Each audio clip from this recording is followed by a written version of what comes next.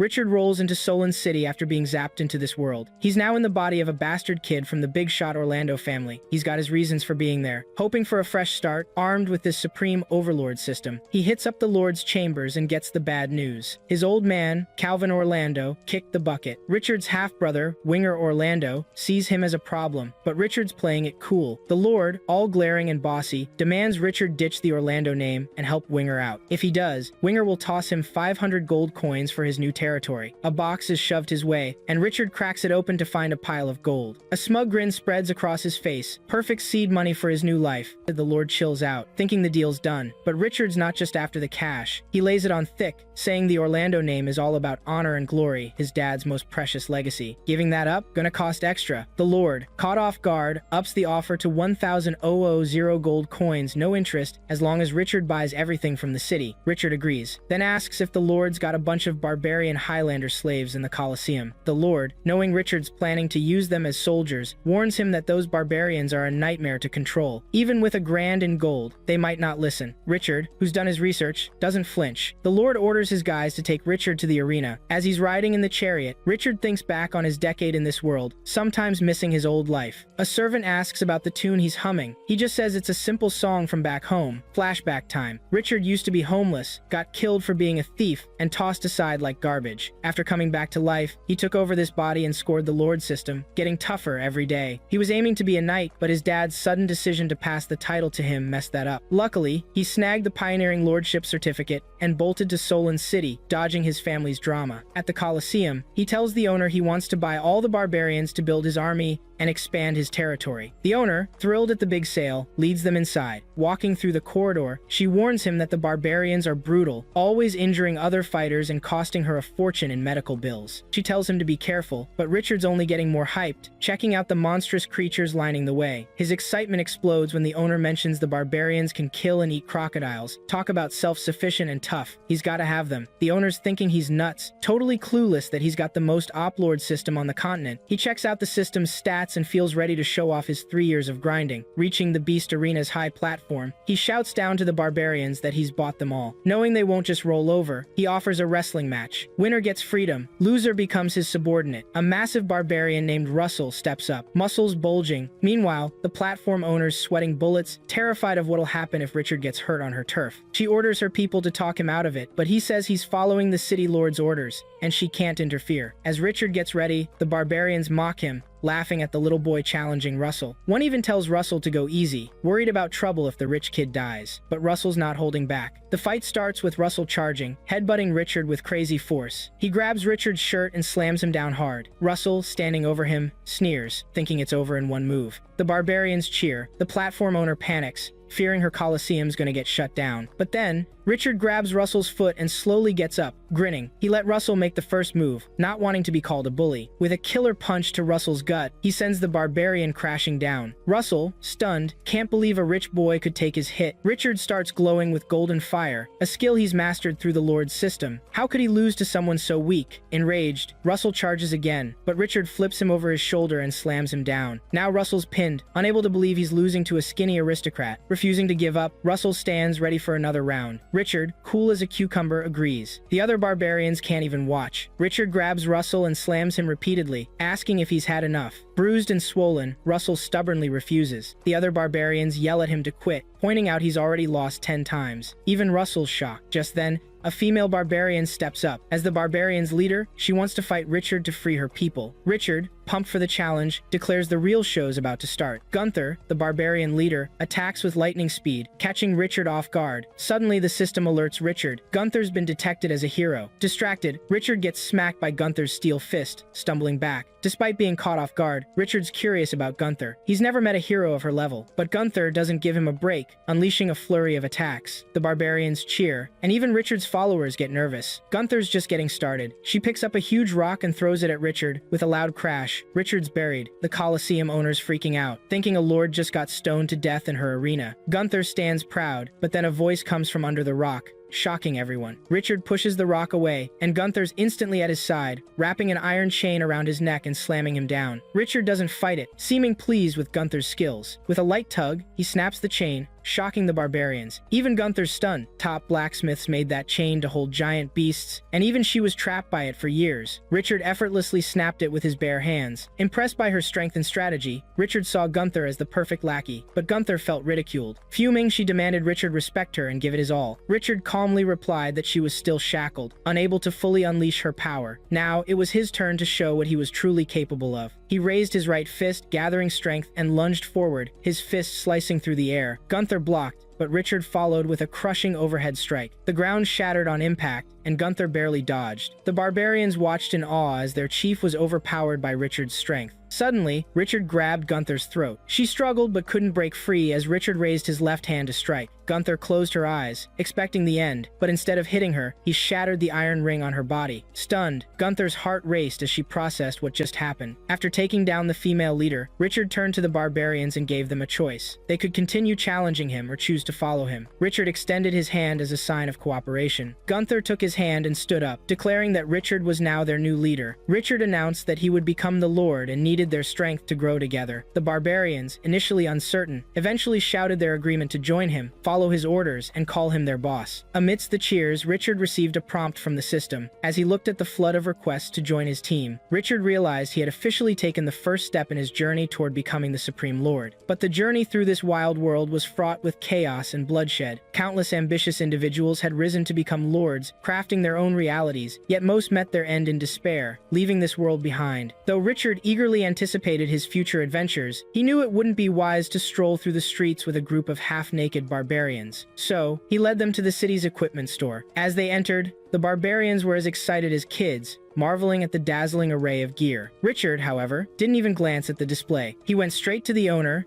Negan, a dwarf, explaining that he was there to outfit his brothers, having heard that the shop offered top-quality weapons. Sensing he was dealing with an expert, the owner pressed a button on the wall. The building's walls rotated, revealing an impressive arsenal of weapons. Richard asked the owner to equip each of his men with a lance and 3 throwing spears. After a quick calculation, the owner informed him that the total cost would be 750 gold coins, but Richard only produced a few gold coins. The owner, sneering with contempt, was about to press the button to close the door and dismiss him, mocking him for being poor. Gunther, seeing this, began to protest, but Richard calmly told her to wait. He then pulled out a legendary piece of equipment, the Dragon Slayer's sword, and handed it over. The owner, trembling with excitement, realized that the man before him must be someone important to possess such a weapon. He immediately agreed to let Richard purchase everything on credit. Richard returned the sword and instructed the barbarians to take a lance, 3 throwing spears, and leather armor each. Negan the dwarf couldn't refuse and ordered his employees to quickly equip everyone. The barbarians, now armed and outfitted, were ecstatic. At this point, Gunther approached Richard and asked about their next move. Richard smirked and said they were about to claim a land that rightfully belonged to them. As Richard and his group set out to find a territory, someone watched them from afar through binoculars. It was the Goblin Chief Harrison. Beside him stood the Null Chief, whose jackal army was ambushed on a nearby hill. They were eager to loot the supplies and weapons from Richard's troop. The Null Chief was impatient to attack, confident in their numbers, which outmatched Richard's group 5-1. But Goblin Harrison, assuming Richard was brainless, ordered them to hold off until Richard's group ventured deeper into the hinterland. Meanwhile, Gunther had already sensed that something was off. She reported her suspicions to Richard, who was aware of the possibility of a monster ambush. She asked if he had a plan. Richard turned to his group and commanded them to halt. He instructed them to form a circle with the carriages, securing the livestock and goods inside, in preparation for an imminent attack. Without delay, he retrieved a bag of pills and distributed them, explaining that these were Oriental elixir designed to enhance their strength. He urged them to take the pills quickly and get ready for the battle ahead. Most of the group swallowed the pills immediately, while a few remained skeptical. Richard reassured them, insisting that their boss was trustworthy. In truth, the pills were nothing but flower balls, a ruse to cover up the power of the Lord system. Richard opened the system panel and saw that most of the barbarians were 3rd-level spearmen, except for Gunther, who stood out as an independent hero unit. The system was incredibly powerful, making it possible for units to level up quickly through constant battle. If the barbarians had figured this out,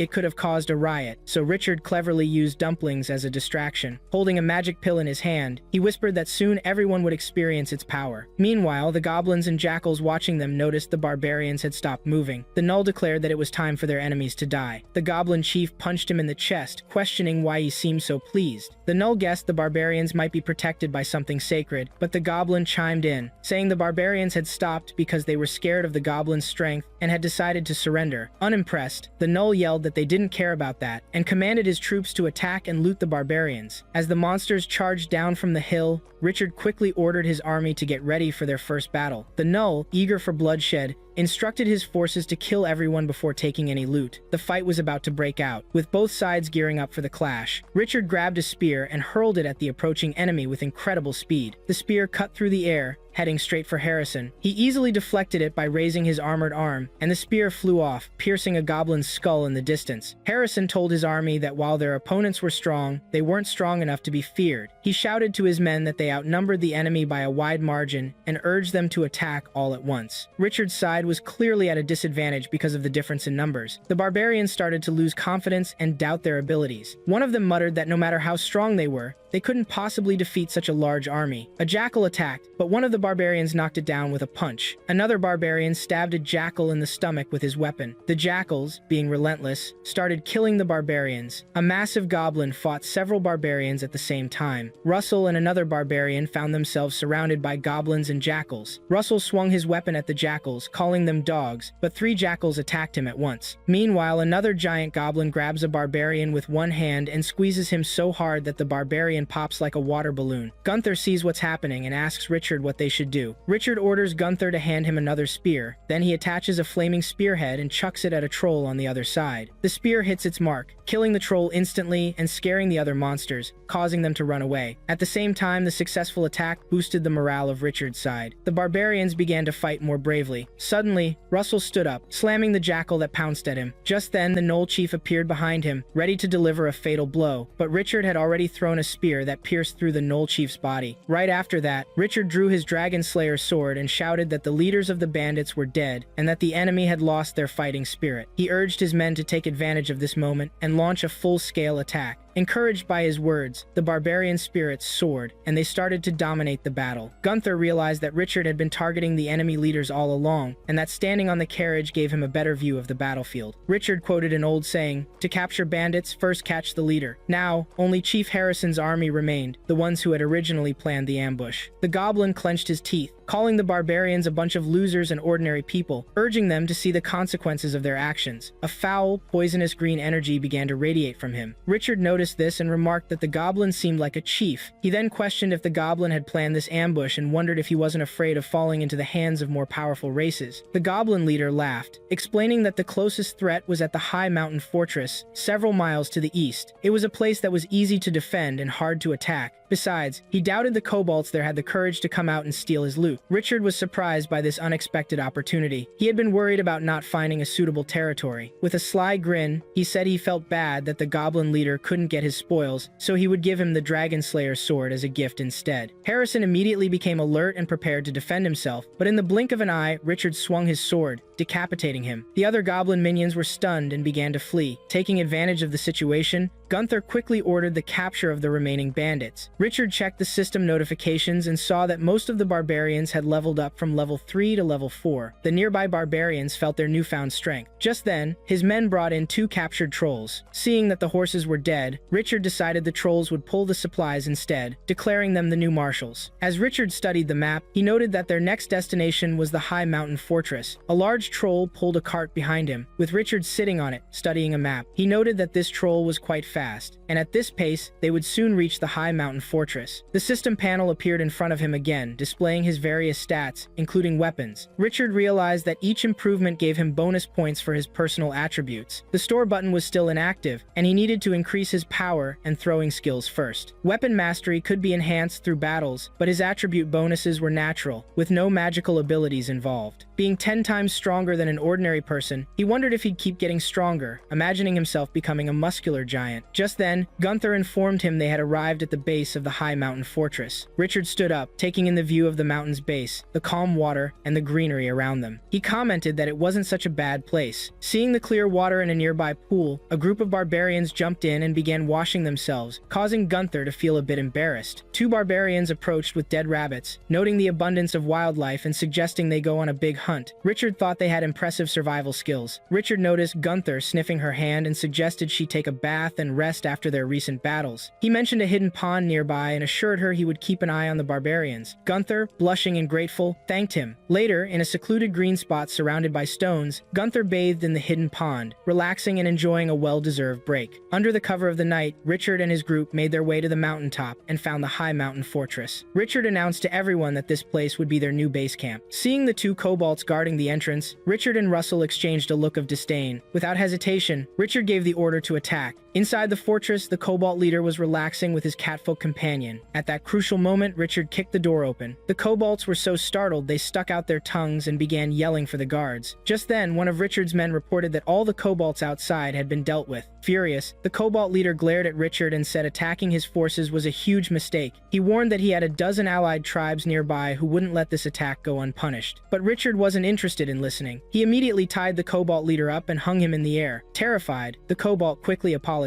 Seeing that he was now submissive, Richard untied him and let him go. As the kobold fled, he glared back at Richard with a look of hatred and vowed to get revenge. One of the barbarians commented that he hadn't expected them to capture the high mountain fortress so easily, but Gunther replied that the kobolds were useless. Richard told everyone that the fortress was spacious, had a wide field of view, and plenty of water. The open view allowed them to see for miles around. After a while, Richard pulled out a map and called everyone together for their first combat meeting. A nearby barbarian asked if they really needed to fight again. Richard explained that there must be a reason why such a good location was occupied by a weak group like the kobolds. It was likely that there were more kobold troops in the surrounding area. Russell chimed in, warning that since they had released the kobold leader earlier, he might come back with reinforcements. Richard replied that he had spent a lot of money equipping everyone with weapons and gear this time. Instead of seeking out enemies one by one, they would let them come to them. They would wait for the enemy to gather, and then take them all out at once to make more profit. After settling into the fortress, the troops celebrated. However, Gunther turned to Richard and asked why the bandit hadn't made a move despite the time that had passed. Richard, enjoying his meal, replied that she was being too impatient and suggested they wait a bit longer. The peaceful days lasted only 2 days. Richard's men soon discovered a large army station not far from the fortress. Wiping his mouth, Richard smiled slightly and said it was time to take action since their fortune had come to them. That night, using binoculars, Richard scanned the enemy camp and saw the goblins sleeping. Seizing this opportunity to assert control over the high mountain fortress, he decided to act. He instructed that only Gunther's squad would join him in the attack, while the rest of the barbarians and the trolls would stay behind to guard the fortress. The barbarians agreed, and Richard suggested they finish the job quickly. As the barbarians approached the sleeping goblins in their tents, Gunther busted into one of the tents and took out the goblin inside with her sword. The ruckus woke up the other goblins, and a brawl kicked off. Watching his troops move in formation,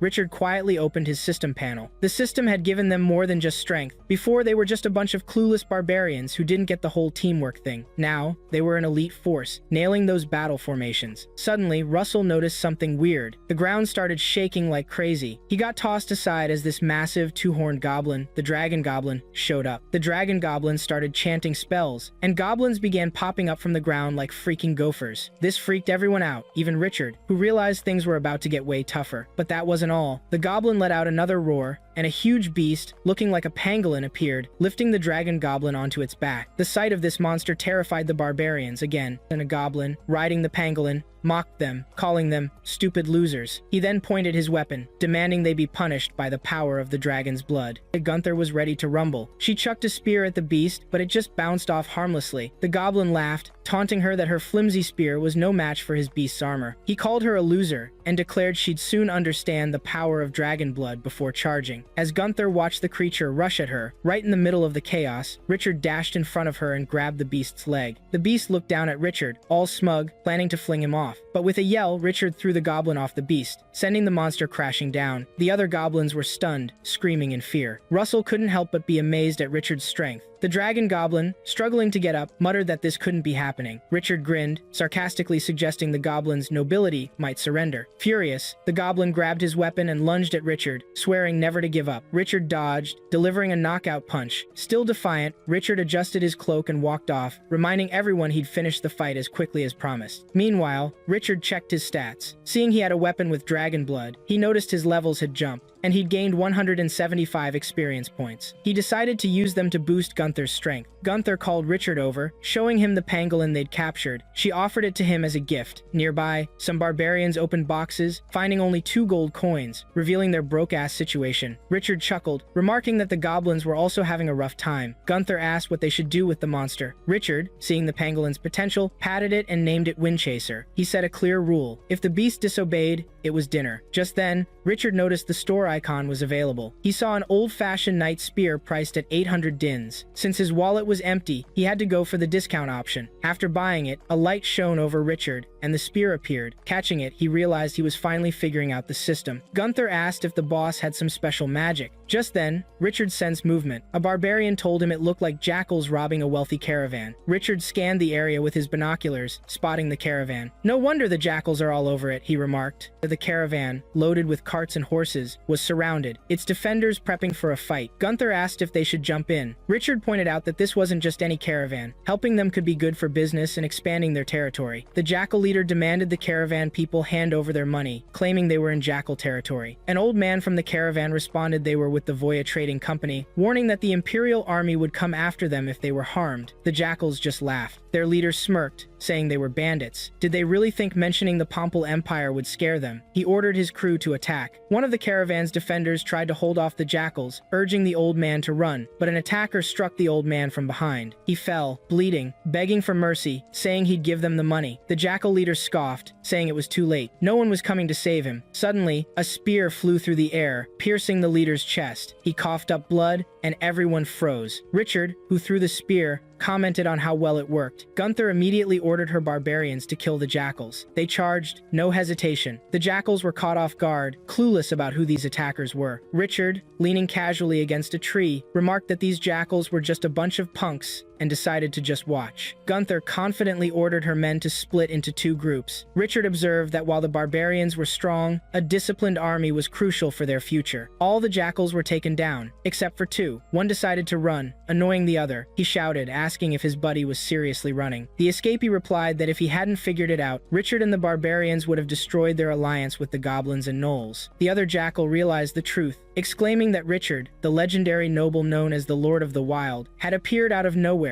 He yelled that they were doomed and should run. Both jackals sprinted away, but suddenly, a windmill emerged from the ground, knocking them aside. A monster captured them. Richard was confident his army could handle the rest without him. They were no longer a disorganized mob. A barbarian finished off the last jackal and reported back. A merchant approached Richard, thanking him and calling him a warrior, promising to spread the word of his bravery. Richard, ever modest, replied that if they wanted to repay him, they should do it with cash. The merchant was taken aback. Then, a girl with long golden hair stepped out of a cart, commenting with a smile that, as expected from a greedy aristocrat, Richard was fascinating. A merchant girl from the Voya Trading Company, introducing herself as Annie, turned to the man behind her, calling him Rudo, and asked if he was okay. Rudo gives a nod, saying he's okay. Annie bows, thanking Richard and the barbarians for the rescue. Richard, laughing, boasts about his soldiers' bravery and how the jackals were no match for them. Meanwhile, the barbarians, standing nearby, grumble amongst themselves, calling Richard arrogant and griping about how he never gives them any praise during normal times. Annie addresses Richard as Lord, saying she has a request. Richard asks what she needs. Annie explains they've taken heavy losses, with many of their people injured or dead, making it impossible to fulfill their trade deals with the remaining caravans. She hopes they can stay with Richard and his group for a while. Richard, without a shred of sympathy, replies that staying on his estate is pricey, bragging that it's known as a 5-star heart back in his homeland. Annie counters that she intends to pay, with both money and weapons. She then orders Rudo to bring something. Rudo presents a turquoise ball with stars on it. Richard asks what it is, and Annie tells him to watch closely. The ball floats up and gets bigger. Annie explains it's a communication crystal, used to send a message to their trading house for help. Richard asks when reinforcements will arrive. She replies it'll take at least 3 days, as they're too far from Horan. The cunning Richard is already convinced this is no ordinary caravan. He sees a chance to make some serious cash once their business gets going. He tells them to come along, declaring that he, Richard, Lord of the Highland Fortress, will never turn away friendly guests. Annie thanks him for his kindness. They soon arrive at the fortress. Richard observes the caravan members setting up on the street, tending to the wounded with bandages. Annie instructs Rudo to give a healing potion to the injured soldiers. She pours a blue liquid from a vial into a large bucket. Watching, Richard realizes this is a legendary legendary healing potion, one that's way out of his league due to his lower status. This potion, blessed by a high-level magician and boosted with mid-level magic, can heal wounds instantly. Richard remembers everything he knows about this potion, especially its insane cost, and realizes, as he suspected, that this is indeed a very special caravan. As night falls, Annie asks Rudo if he's checked on everyone. He says that while they're not short on money or supplies, half their group is either injured or dead. Annie gets sad, lamenting the loss of so many lives. Rudo reassures her, saying they were lucky Richard saved them. Otherwise, things could have been much worse. Annie turns to Rudo and asks what he thinks of Richard. Rudo replies with admiration, noting that Richard is indeed a formidable lord. When the jackals attacked, their situation seemed hopeless, but then Richard's soldiers showed up and completely turned the tables. His troops fought with such strength and skill, they were clearly a cut above the rest. Annie agrees wholeheartedly, acknowledging their survival was entirely thanks to Richard and his impressive forces. Right then, Richard's thinking about the caravan's well-equipped soldiers. Their gear looks even more impressive compared to his 4 barbarians, who are currently fighting over weapons they can't seem to share. Watching them, Richard thinks about how he managed to snag the caravan's armor without spending a dime, and got Fred's battle axe as a reward from the system. He concludes, with a smile, that his soldiers have also gotten stronger. Suddenly, Gunther approaches him, urgently saying something's wrong. Richard, noticing her panic, asks what's going on. The barbarians also turn to listen. Gunther finally explains she saw a large, armed group of half-human, half-horse beings heading their way. Richard is confused at first, wondering what she means by half-humans and half-horses. He looks out and sees people with the torsos of horses coming toward them. These centaurs are approaching the gate, led by a silver-haired girl at the front. Her name is Heather, from the Gale clan, and she's holding a sword. Suddenly, spears fly toward them, landing heavily on the ground nearby. Heather notices the force behind the throws and orders her group to keep moving. Richard, holding a spear, is surprised they're ignoring his warnings. He hurls another spear with all his might, and the barbarians do the same. One of the spears flies directly at Heather, but she deflects it, slicing the spear in half with her sword. She then orders her group to stop, realizing it's too dangerous to continue at this range. Heather pulls out a white handkerchief, ties it around her sword, and raises it, waving it as a sign of surrender. Gunther remarks to Richard that this centaur is clever, then suggests they may have surrendered. Richard says they should probably go meet them, but he orders the barrier gate to remain closed since their true intentions are still unclear. Richard approaches Heather and asks her to explain the reason for their visit. Heather bows and introduces herself as the leader of the Gale clan, saying they've come with good intentions. Richard introduces himself as the Lord of the Highland Fortress. Heather quickly asks if he is truly the invincible Richard from the martial arts competition in the southern province. Richard smiles and asks if she's heard of him. She replies that his reputation has spread far and wide, and even the Gale clan, who live in the wilderness, has heard of his feats. Richard gives a charming smile and says his reputation is exaggerated. Heather then holds out a piece of wood and tells him they've come to share important news. Richard takes the board and asks what it says, admitting he can't make out any of the writing. Heather explains that the local people were planning to raise an army and sent her this invitation as a warning. Some of the other barbarians gather around Richard as Heather continues, explaining that the Highland Fortress once belonged to kobolds. Now that an army is forming, Gunther interrupts, pointing out that the locals have always hated their conquerors, and assumes Richard knows what that means. Richard grips the board with one hand and crushes it to pieces. He states that the locals want to reclaim the Highland Fortress. Heather nods, confirming he's right, and adds that the kobolds have also enlisted the help of shamans and sorcerers, whose powers should not be underestimated. Richard starts to reply, but Heather bows and kneels, placing her hand on her chest in a gesture of respect. She openly offers her clan's help, recognizing the great challenges he will face. Richard asks why they are willing to help him instead of those who want to take back the fortress. Heather explains that the Gale clan once belonged to the Orc Kingdom and never allied with the locals or became bandits. She then shares the story of her tribe, where everyone worked in the fields and lived a peaceful life. Her people were known for their good manners and had a rich culture of poetry and chronicles. Some were painters, while others played musical instruments. Now, they hope to align themselves with a powerful lord to restore the glory days of their clan. Richard looks out the window and comments that the Gale clan really wants to join, as the system has received their request. He checks Heather's profile, noting that she is afraid of fire and skilled with both long and short bows, as well as a heavy machete. He observes that these centaurs are capable of fighting from a distance. He leads Heather and her clan to the estate and introduces Heather as the leader of the Gale clan. He admits they have received some troubling news. Annie's freaking out about the news. Richard just dropped the bomb that the kobolds and jackals are about to declare war on them again, like soon. Richard, after a dramatic pause, figures they've got about 10 days. Annie and Rudo are understandably stressed, while Gunther and Russell are practically giddy at the thought of another brawl. Heather chimes in, mentioning the locals have cobbled together an army, a real mixed bag of races, but they're organized, divvying up tasks, prepping food. The troops will take at least 10 days to get there, though. Richard, ever the optimist, declares that even though their enemies are tough, 10 days is plenty of time. He whips out a map, spreads it out, and announces he's got a plan to crush them. Gunther, all hyped up, asks if the boss can share the master plan. The boss, ever mysterious, says they'll find out when the time is right, and to chill for now. Turning to Annie, the boss says he needs a little favor to face such a formidable enemy. He asks to borrow 500 gold coins. Without batting an eye, she says it's no problem. She'll just give him the 500 gold. Richard, with a slight bow, says the Highland Fortress will always appreciate her generosity. Later that night, while checking out weapons from his system, Richard asks Heather if centaurs are any good with bows and arrows. She replies that the Gale clan has the best archers around. Richard, browsing his weapon store, which is apparently a window, checks out the bows and arrows, noting how pricey they are. Supplying an army ain't cheap. He buys something,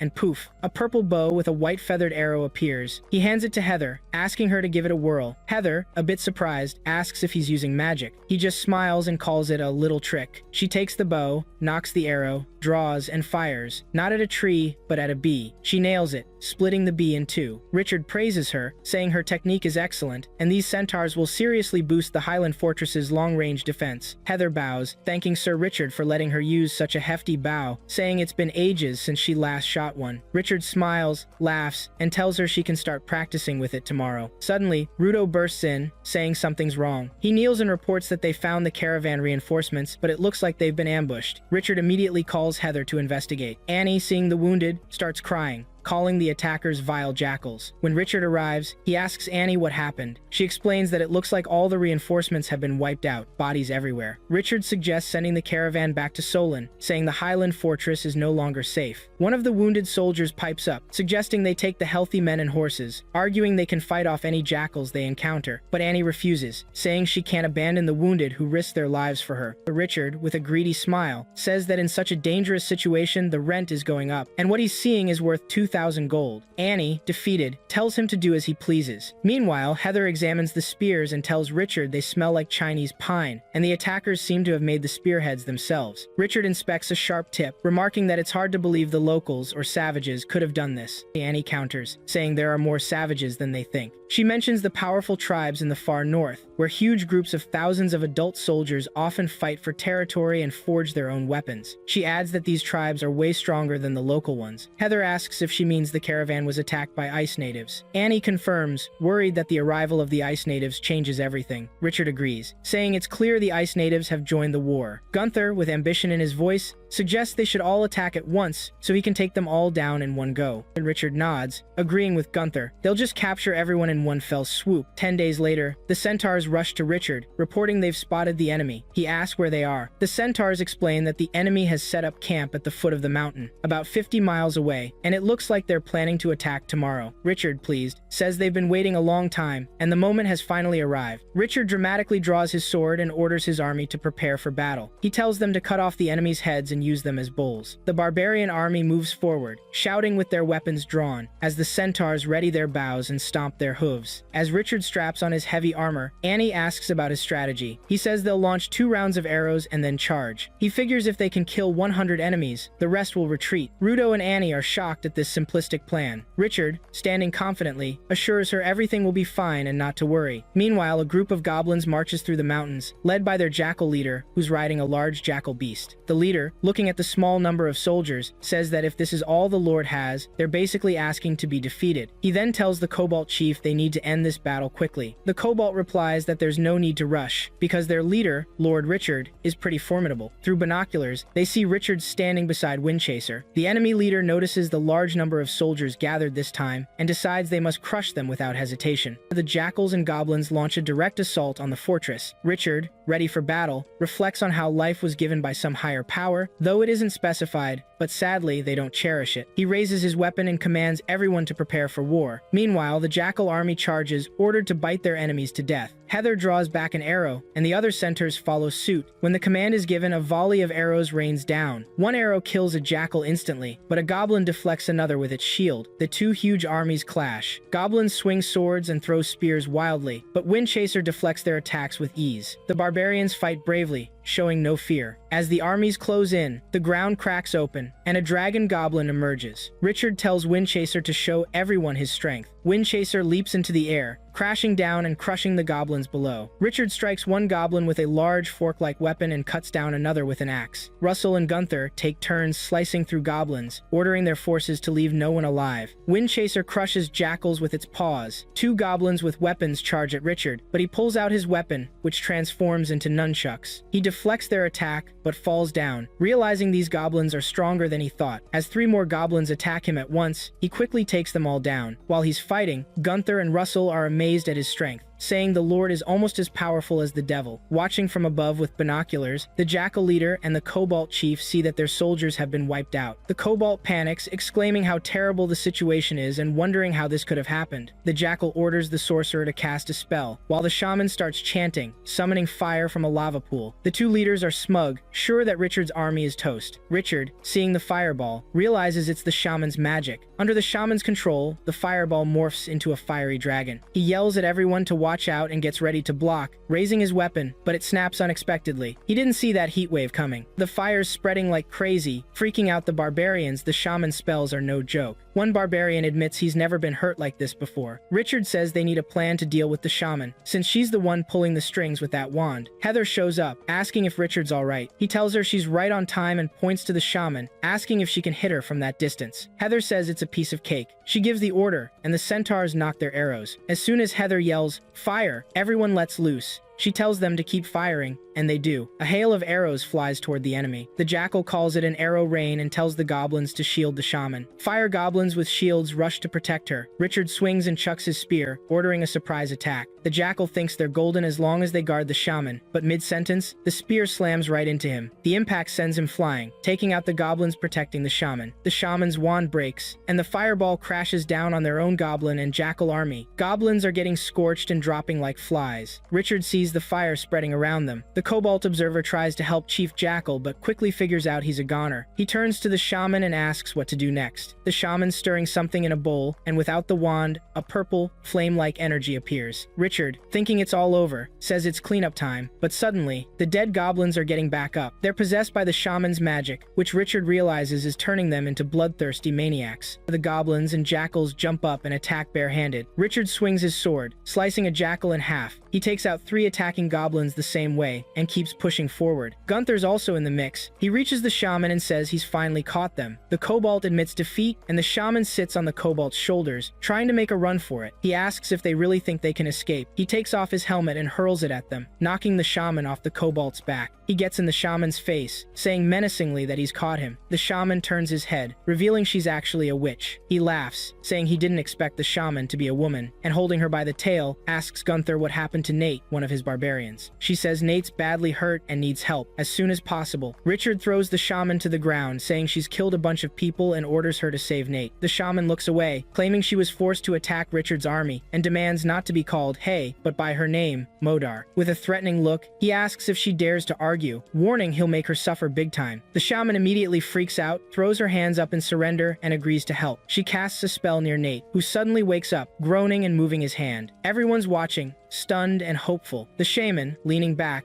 looks wiped and says she's exhausted. The barbarians crowd around Nate, amazed he's completely healed. His wounds vanished. Richard realizes Modar is powerful, both in destruction and healing, and thinks she could be useful at the Highland Fortress. Gunther asks what they should do with the jackals and goblins. He says they need to clean up the battlefield and make all the survivors submit. One barbarian comments they've caught a ton this time. He checks the system window, pleased with the numerous requests and upgrades. Russell the hero is upgraded to a first-class warrior with an axe and gets 2 character points. Gunther, distracted, asks what they'll do with the witch, Modar, lying quietly on the ground. Richard picks up the Cobalt by the leg and orders him to take the witch and find their base. Richard splits Heather's leveling points between strength and speed, figuring this will do the trick. Heather tells him they couldn't get any info from the magician. He asks if they tried torture. She says they used all kinds of threats and torture, but she didn't crack. He confidently says catching a phoenix isn't like catching a chicken and offers to show them how it's done. He stands up and walks toward them. The Cobalt is tied up, hanging against the wall. The shaman tries to act tough, threatening to turn them all into bugs if they hit her again. Richard and Heather walk in. The shaman immediately sits down, calling him Pompeian, and asks him to control his disrespectful subordinates. Richard smirks, calls her Hey again, and demands to know her base's location. The witch, pissed off, yells that she's already said she won't tell, and that she has dragon blood. Mid-rant, Richard punches her in the face, sending her flying. Heather's shocked by his sudden move. He lifts the shaman up and asks again where her base is. She quickly says it's in the mountains, 200 miles away. He asks how many warriors are left in their tribe. She immediately says there are none left. They've all been defeated. He warns her menacingly that if she's lying, he'll break her teeth. She panics and insists she's telling the truth, explaining that all the soldiers went to war, leaving only old women and children. He then asks how many spells she knows. Wide-eyed, almost crying, she explains there are many different shamans in the wild, and that, having the blood of a red dragon, she's mastered fire magic. She adds that Minotaur shamans control earth, creating avalanches and destroying the ground, while troll shamans control trees and plants, killing everything. He thinks about this, remarking that the wilderness is way more dangerous than he thought. He calls Heather and tells her to find Gunther and come up with an attack plan. The barbarian asks what they should do with the kobold and the witch. He says they're useless and orders them buried behind the mountain. The shaman quickly protests, saying she's still useful and can help. He asks how. She replies that when she came to the Highland Fortress, she saw two giant monsters with unique shaman talents. She claims that, as a shaman herself, she can train them, turning them into powerful and unpredictable shamans with an endless supply of mana. Richard plans to demolish the Highland Fortress. The slaves he brought back have been working tirelessly to rebuild it. When Heather asks about his plans, Richard explains that after the demolition they will begin constructing defensive structures around the fortress. Then they will use granite to reinforce the foundation, making the entire structure much stronger this time. Richard is determined to make the fortress the most formidable and unbreakable castle in the wilderness. He gives Heather a new mission: to lead a small team to scout out the enemy base the shaman had mentioned and confirm if her claims are true. When she asks if he wants her to eliminate the enemy forces, he makes it clear she only needs to gather information. The village is mostly populated by elderly women, the weak, and children, so she and the centaur will need to be quick and efficient. Heather agrees, mentioning that recently she felt the wind beneath her feet, as if it was urging her forward. She assures him she would lead the team and return promptly with the report. He cautioned her to stay vigilant and ensure her team's safe return. After sending Heather on her mission, he heads to the back mountain to check on the trolls' training progress. Seeing they aren't tapping into their magical potential, he questions whether their training had gone deep enough. So far, there hasn't been any noticeable improvement. The shaman feels Richard seems unaware of her true power, so she decides to cast a spell. The magic immediately alerts the trolls, causing them to instinctively awaken a counter skill. She informed Richard that one of the trolls had activated the stone skin art skill. She adds that to avoid being hit, the troll had also developed the ability to turn invisible. The awakening of shaman focuses on the harmony between time, place, and relationships, which explains why the other troll hadn't awakened any special skills yet. Richard considers the ability to turn invisible might seem a bit underwhelming, but at least it is still a magical skill. Just then, Annie called out to Richard from behind. He asked if they had returned safely to Corin City. She replied that they were planning to transport some goods for trade with the Darwinian tribe and happened to cross paths with him. Richard approached the cart and inspected its contents, which were packed with coal. He asked why there was such a great trade in coal. Annie explained that they used the coal to trade with the dwarves for gold coins and fur. Aware of this, Richard asked why the dwarves needed so much coal. She explained that last year, the dwarves had discovered an iron ore vein in Lake Bayou, 150 miles west of High Mountain Fortress, which was why they had been purchasing large quantities of coal. At that moment, Richard suddenly received a letter from the Lord of Corin City, ordering all nobles expanding their territories outside to return to the city almost immediately. Heather came running towards him, looking distressed. Richard was surprised by her early return from the shaman tribes 400 miles away and feared she might have been injured or attacked along the way. Heather reported that there was no immediate threat in the jackal and shaman's tribe, though they did come across some injured soldiers. However, on their way back, they passed through a dwarf village and found piles of dwarf corpses scattered across the ground. As they wondered who could have committed such a brutal attack, a huge black figure appeared before them. Without hesitation, Richard identified the attackers as Ban. Heather was surprised and asked how Richard knew. Richard explained that he had learned from the letter sent by the Lord of Corin City, which warned everyone to return to the city because a large wave of barmen had been spotted moving south, putting many nobles in danger. But Richard, a proud warrior, had no intention of fleeing like a coward. Instead, he ordered Gunther and the others to rest and prepare for what was to come. Richard then turned to Annie and remarked that her business with the dwarves seemed unfinished. He suggested she hand over the coal instead. Annie was confused by his request, but Richard quickly clarified he needed the coal because he had built a factory and was crafting his own weapons for the fortress. He emphasized that they needed a steady supply of weapons to face the unknown enemies they might encounter. Richard then asked Gunther about the weapon he had commissioned. Gunther confirmed they had built it according to Richard's specifications. Richard moved to unveil it, revealing a massive flaming cannon before their eyes. He explained that such a weapon existed only in his true homeland, leaving Annie and the shaman stunned by the sight of the advanced technology. As night fell, Richard and his group arrived at the dwarf village. The ground was littered with corpses and marked with the footprints of Ban. Heather shuddered, recalling how the band had come in large numbers and they had only survived by fleeing as fast as they could. Richard reflected that if he hadn't upgraded the speed attribute of his centaur tribe, they might not have made it out alive. Richard instructed his men to search the area for anything useful, but they came back empty-handed. Annie, standing to the side, calmly remarked that Ban were a violent and greedy race that wouldn't leave anything of value behind. Richard, however, disagreed, believing that value could mean different things to different people. He suddenly spotted a jar filled with a dark liquid inside a tent. Upon closer inspection,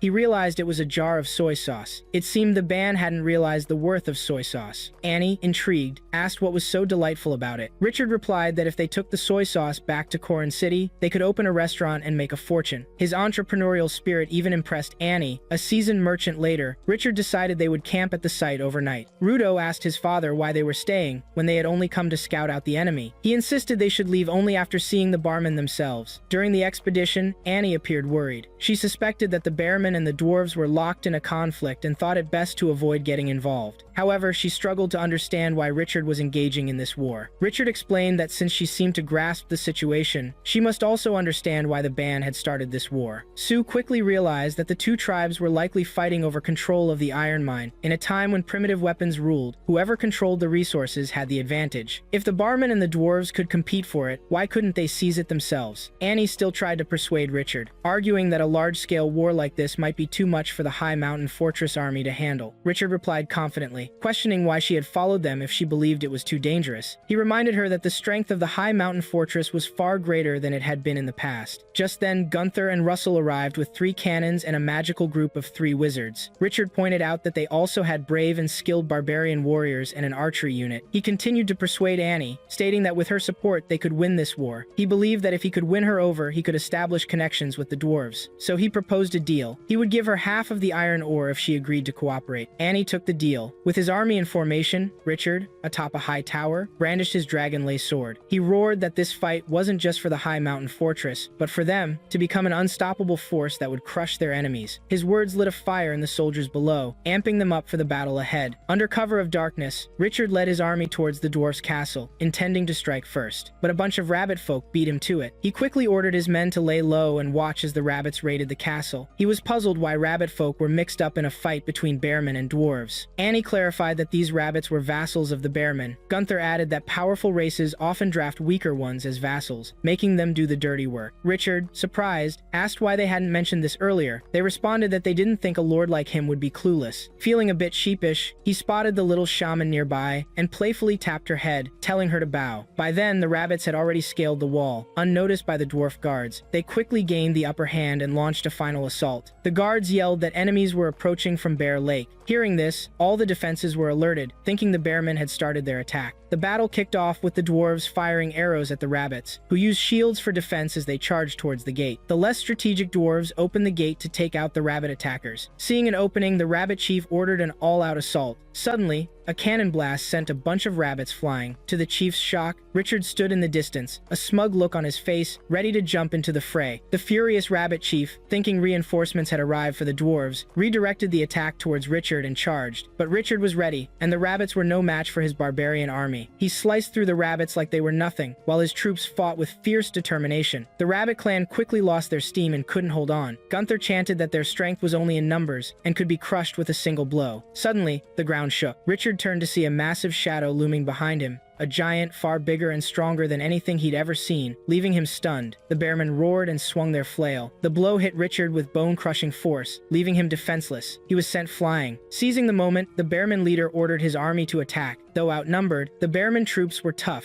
The well-trained centaur units acted as rear guards, picking off Bearmen with deadly, precise arrows. Meanwhile, 3 armored rabbits stood ready, the one in the center with a spear, directing the reserve forces forward. The castle loomed large as a swarm of small figures approached, and 2 voices yelled, repeatedly, to kill them all. The shaman began casting a spell, hurling fireballs at the enemy. Simultaneously, one of the shaman-trained trolls activated a stone skill, shattering the Bearmen's swords, then used fire to push them back. On the city wall, the dwarf tribe was briefly confused. Chief Dwarf Lobby couldn't figure out who their unexpected ally was. His commander, Sendak, urged him to join the fight against the Bearmen, but Lobby refused, ordering Sendak to help the injured and leaving the battle to Richard's army. Below, 3 giant Bearmen charged towards Richard's army. Determined to show his power, Richard activated his system, unleashing a massive swirling energy that stunned the beasts. The tornado-like force swept away the nearby rabbit folk. Now, Richard and the beast faced off. He struck at one with his sword, but the beast blocked it with metal chains. Recognizing its immense strength, Richard swiftly activated the Vault of Heaven skill, and with lightning speed sliced it in half. This fight was a breeze for him, thanks to his unbeatable system. On the other side, Gunther charged at a Bearman, shouting a challenge. The clash was intense, the Bearman swinging its massive sword. Gunther barely blocked, but the Bearman landed a powerful blow, sending her flying and crashing to the ground. Seeing this, Russell couldn't hold back and threw his double-bladed axe at the Bearman. However, his weapon didn't even scratch it. Suddenly, a flash of light sliced through the air, instantly decapitating the Bearman. It was Richard, using the troll's invincible artifact. Everyone rushed to check on Gunther. Despite a potentially fatal blow, she was unharmed, protected by the troll's stone skin and invisibility spells, which could be cast on teammates over a wide area. As Gunther and her group celebrated what they thought was a total victory, red smoke filled the battlefield. To their horror, the fallen Bearmen and rabbit folk began to rise. The shaman, with her vast experience, quickly recognized the madness art spell. She realized only the Minotaur of the Waning Moon tribe could cast such magic,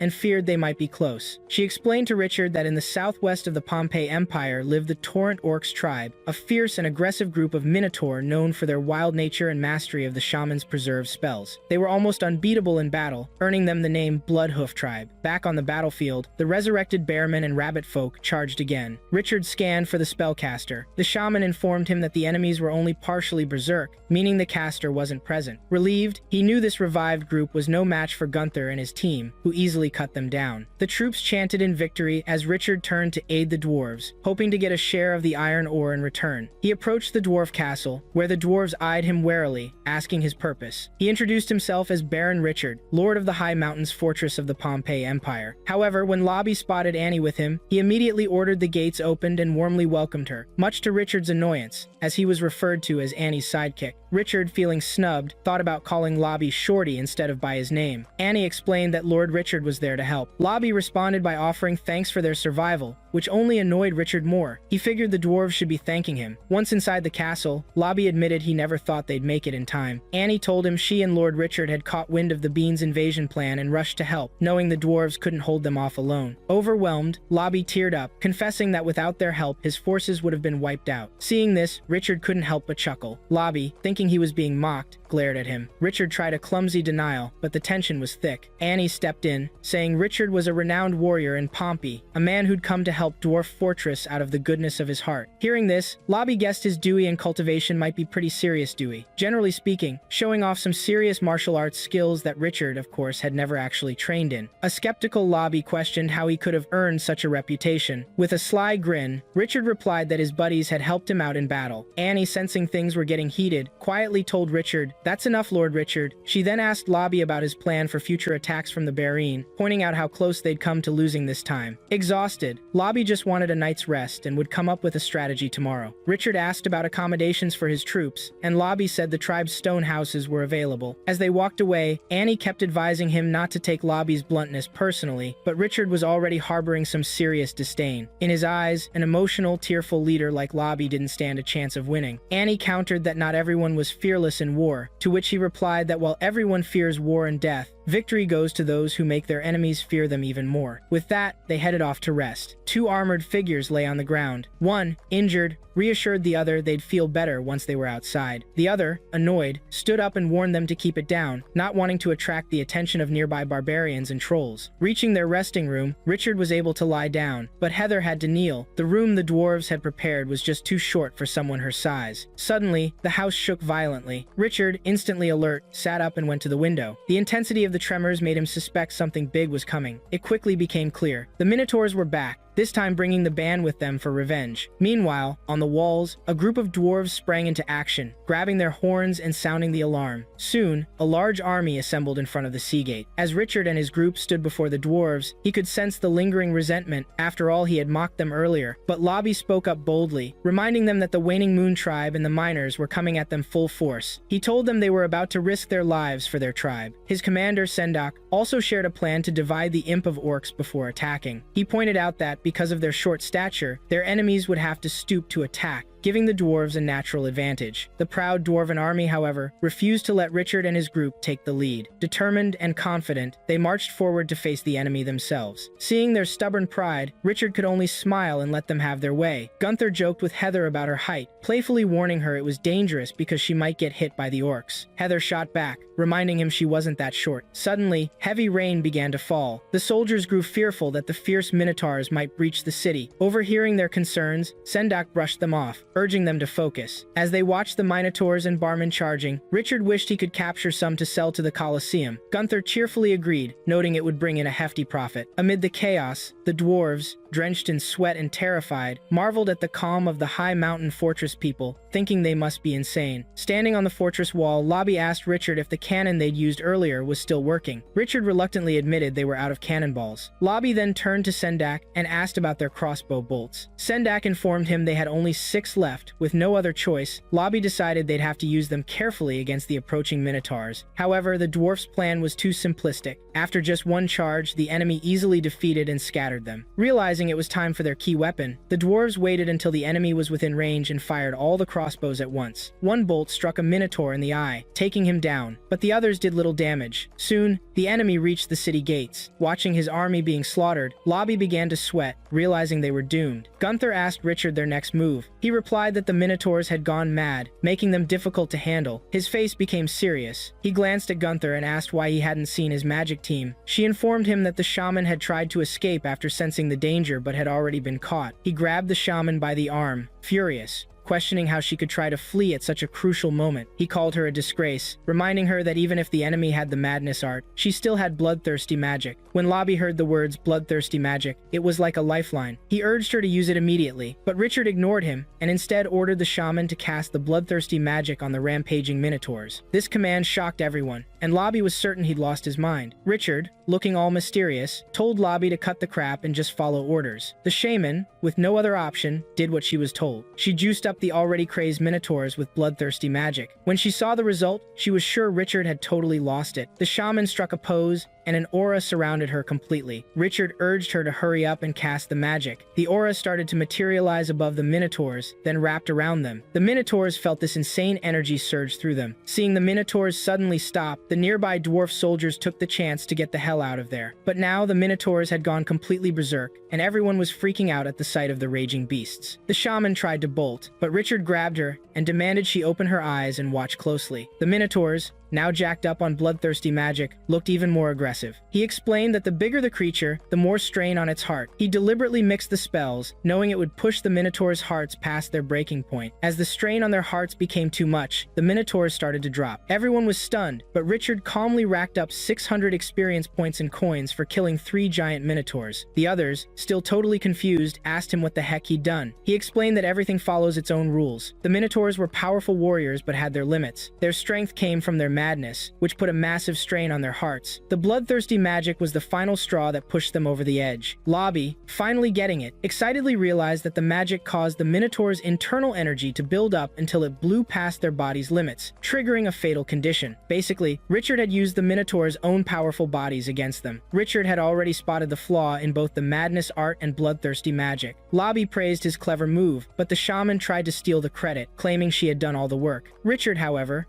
quickly reminded her of the punishment for desertion, seeing her as a seasoned shaman who should know better. He kept laying into her, accusing her of running away just because they faced a tough enemy, and now trying to claim the glory. He added that while his fortress would rise to greatness, her experience and commitment were low, just like her guts. These words made the young girl burst into tears. Despite the tense back and forth, they went over to the Minotaurs to check if they were actually dead. Even though it was obvious the internal bleeding had killed them, Richard felt a twinge of regret. He'd hoped to sell one to the Colosseum. Though the Bloodhoof tribe's attack had been temporarily stopped, Richard sensed a bigger, more dangerous storm was coming, and the dwarven stronghold could become even more dangerous. Noticing a crossbow bolt stuck in one of the Minotaurs, he asked Lobby if all their weapons were made from the iron ore in Bayou Lake. Surprised, Lobby confirmed they were. With the system at his disposal, Richard wasn't scared. He knew that as the war went on, he'd get what he needed. For now, he planned to focus on helping the dwarves. He gently suggested Lobby start making more crossbows and bolts, as they'd be vital in the future. However, Lobby looked worried. He explained that while making arrows was easy, preparing the ballista crossbows was way harder. Sendak then invited Richard to come with him and see the problem firsthand. When they got to the castle, Richard found it hilariously short, to which the Lord remarked that he never expected to have to house humans. Lobby then showed him the crossbow beds they'd built, a lot of them,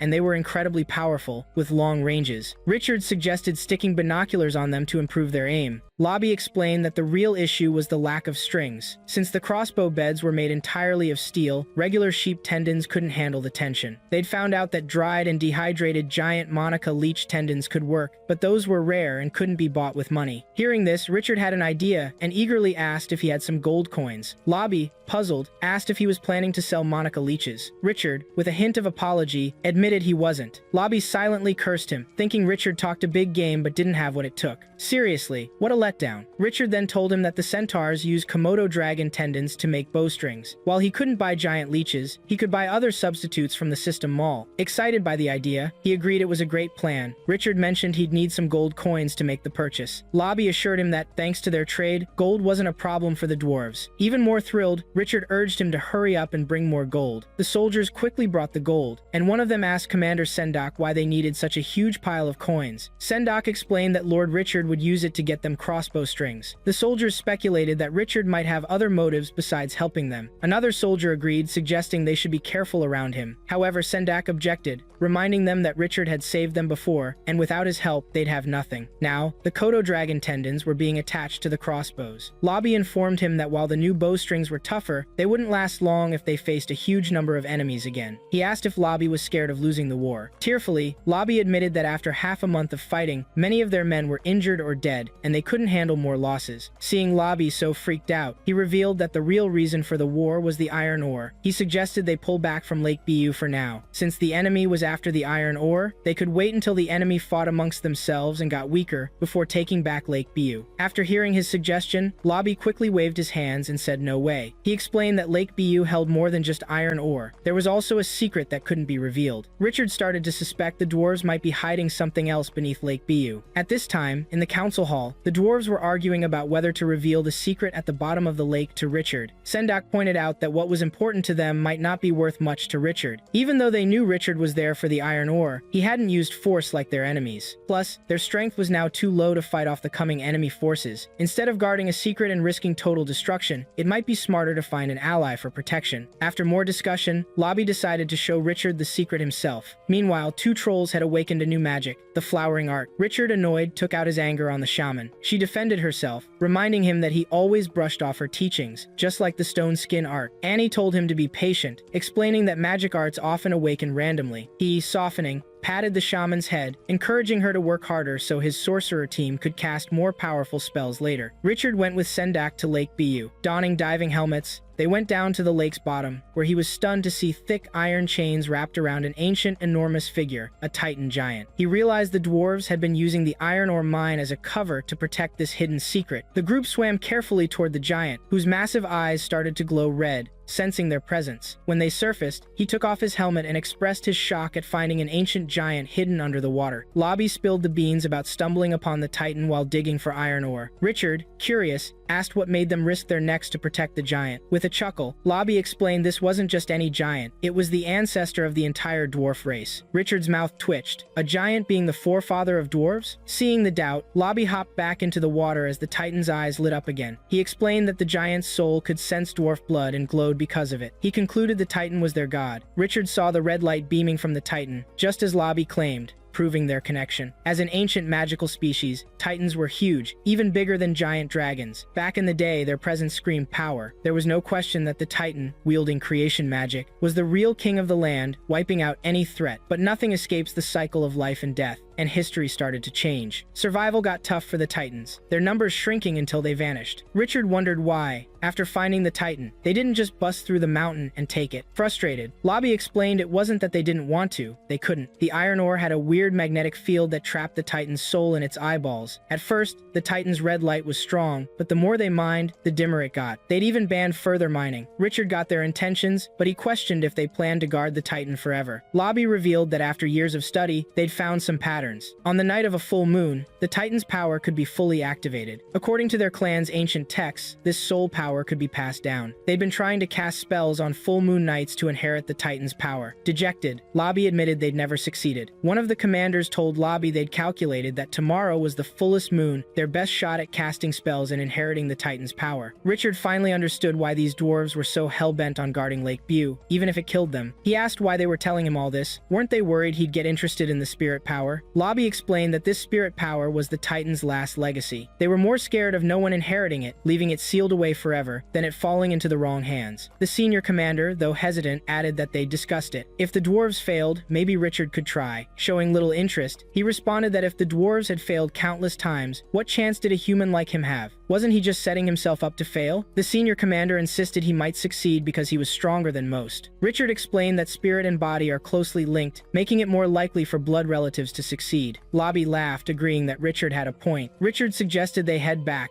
as staying too long might look suspicious. On the way, Lobby asked him to keep it all under wraps, especially from Miss Annie. Richard agreed and returned to the tribe's stone house. Later, as Richard soaked, Gunther questioned his boss's sudden suspicious absence. Richard quickly made up a story about falling into the lake. To change the subject, he asked where everyone else was. Gunther told him Miss Annie was watching the shaman train the trolls, and Heather and the others were on sentry duty. Richard sighed, hoping the dwarves could inherit the Titan's spirit power. Just then, Heather came running, frantic. She told him the enemy was approaching, only 70 miles away. Attacking now was bad news for the dwarves. He asked about the enemy's numbers. Heather reported their army was over 5,000 strong. Richard smirked. Looks like there'd be another big battle tomorrow night, under the full moon. Despite the thunderstorm, the dwarf army quickly set up defenses. Shields up, the fully armed soldiers formed an impenetrable wall. Through his binoculars, the chief of the barmen sneered at the dwarves, calling them hopeless. He ordered his forces to capture the dwarf fortress before sunset. The massive army of barmen marched toward the fortress. Lobby was terrified. He lamented that if only they had 2 more days, they could inherit the Titan's spirit power and wouldn't have to fight. Seeing Lobby's despair, Richard told him to stay strong, reminding him the fortress was counting on him. Just then, the Orc Alliance launched a full-scale attack. Richard quickly ordered the archers to unleash a wave of arrows. While the volley killed many orcs, it couldn't stop the relentless advance of the barmen and trolls. The shaman, atop the city wall, kept casting fireball spells. The battlefield became a chaotic mess of smoke and fire. Both sides fought fiercely, but with their superior numbers and size, the barmen and miners soon dominated. Richard, seeing the situation, drew his sword and charged. He swiftly severed a bearman's arm, saving a teammate, but this caught the attention of the Bear King. The Bear King swung a meteor hammer at Richard. Richard blocked, but the force was overwhelming, injuring him and fueling the barman's morale. Eyes blazing, Richard charged back into the fight. The battle raged from dawn till dusk, the field littered with corpses, yet neither side would surrender. Gunther told Richard the enemy's numbers were endless. He glanced at the system panel, concern etched on his face. This was the first time his forces had suffered such heavy losses. Watching the enemy continue to flood the battlefield, he coldly ordered a retreat. The situation was too dire. Their only hope was to hold the castle and wear down the enemy until a chance for victory appeared. Back at the castle, the scene was grim, with countless soldiers dead or injured. Among them was Sendok.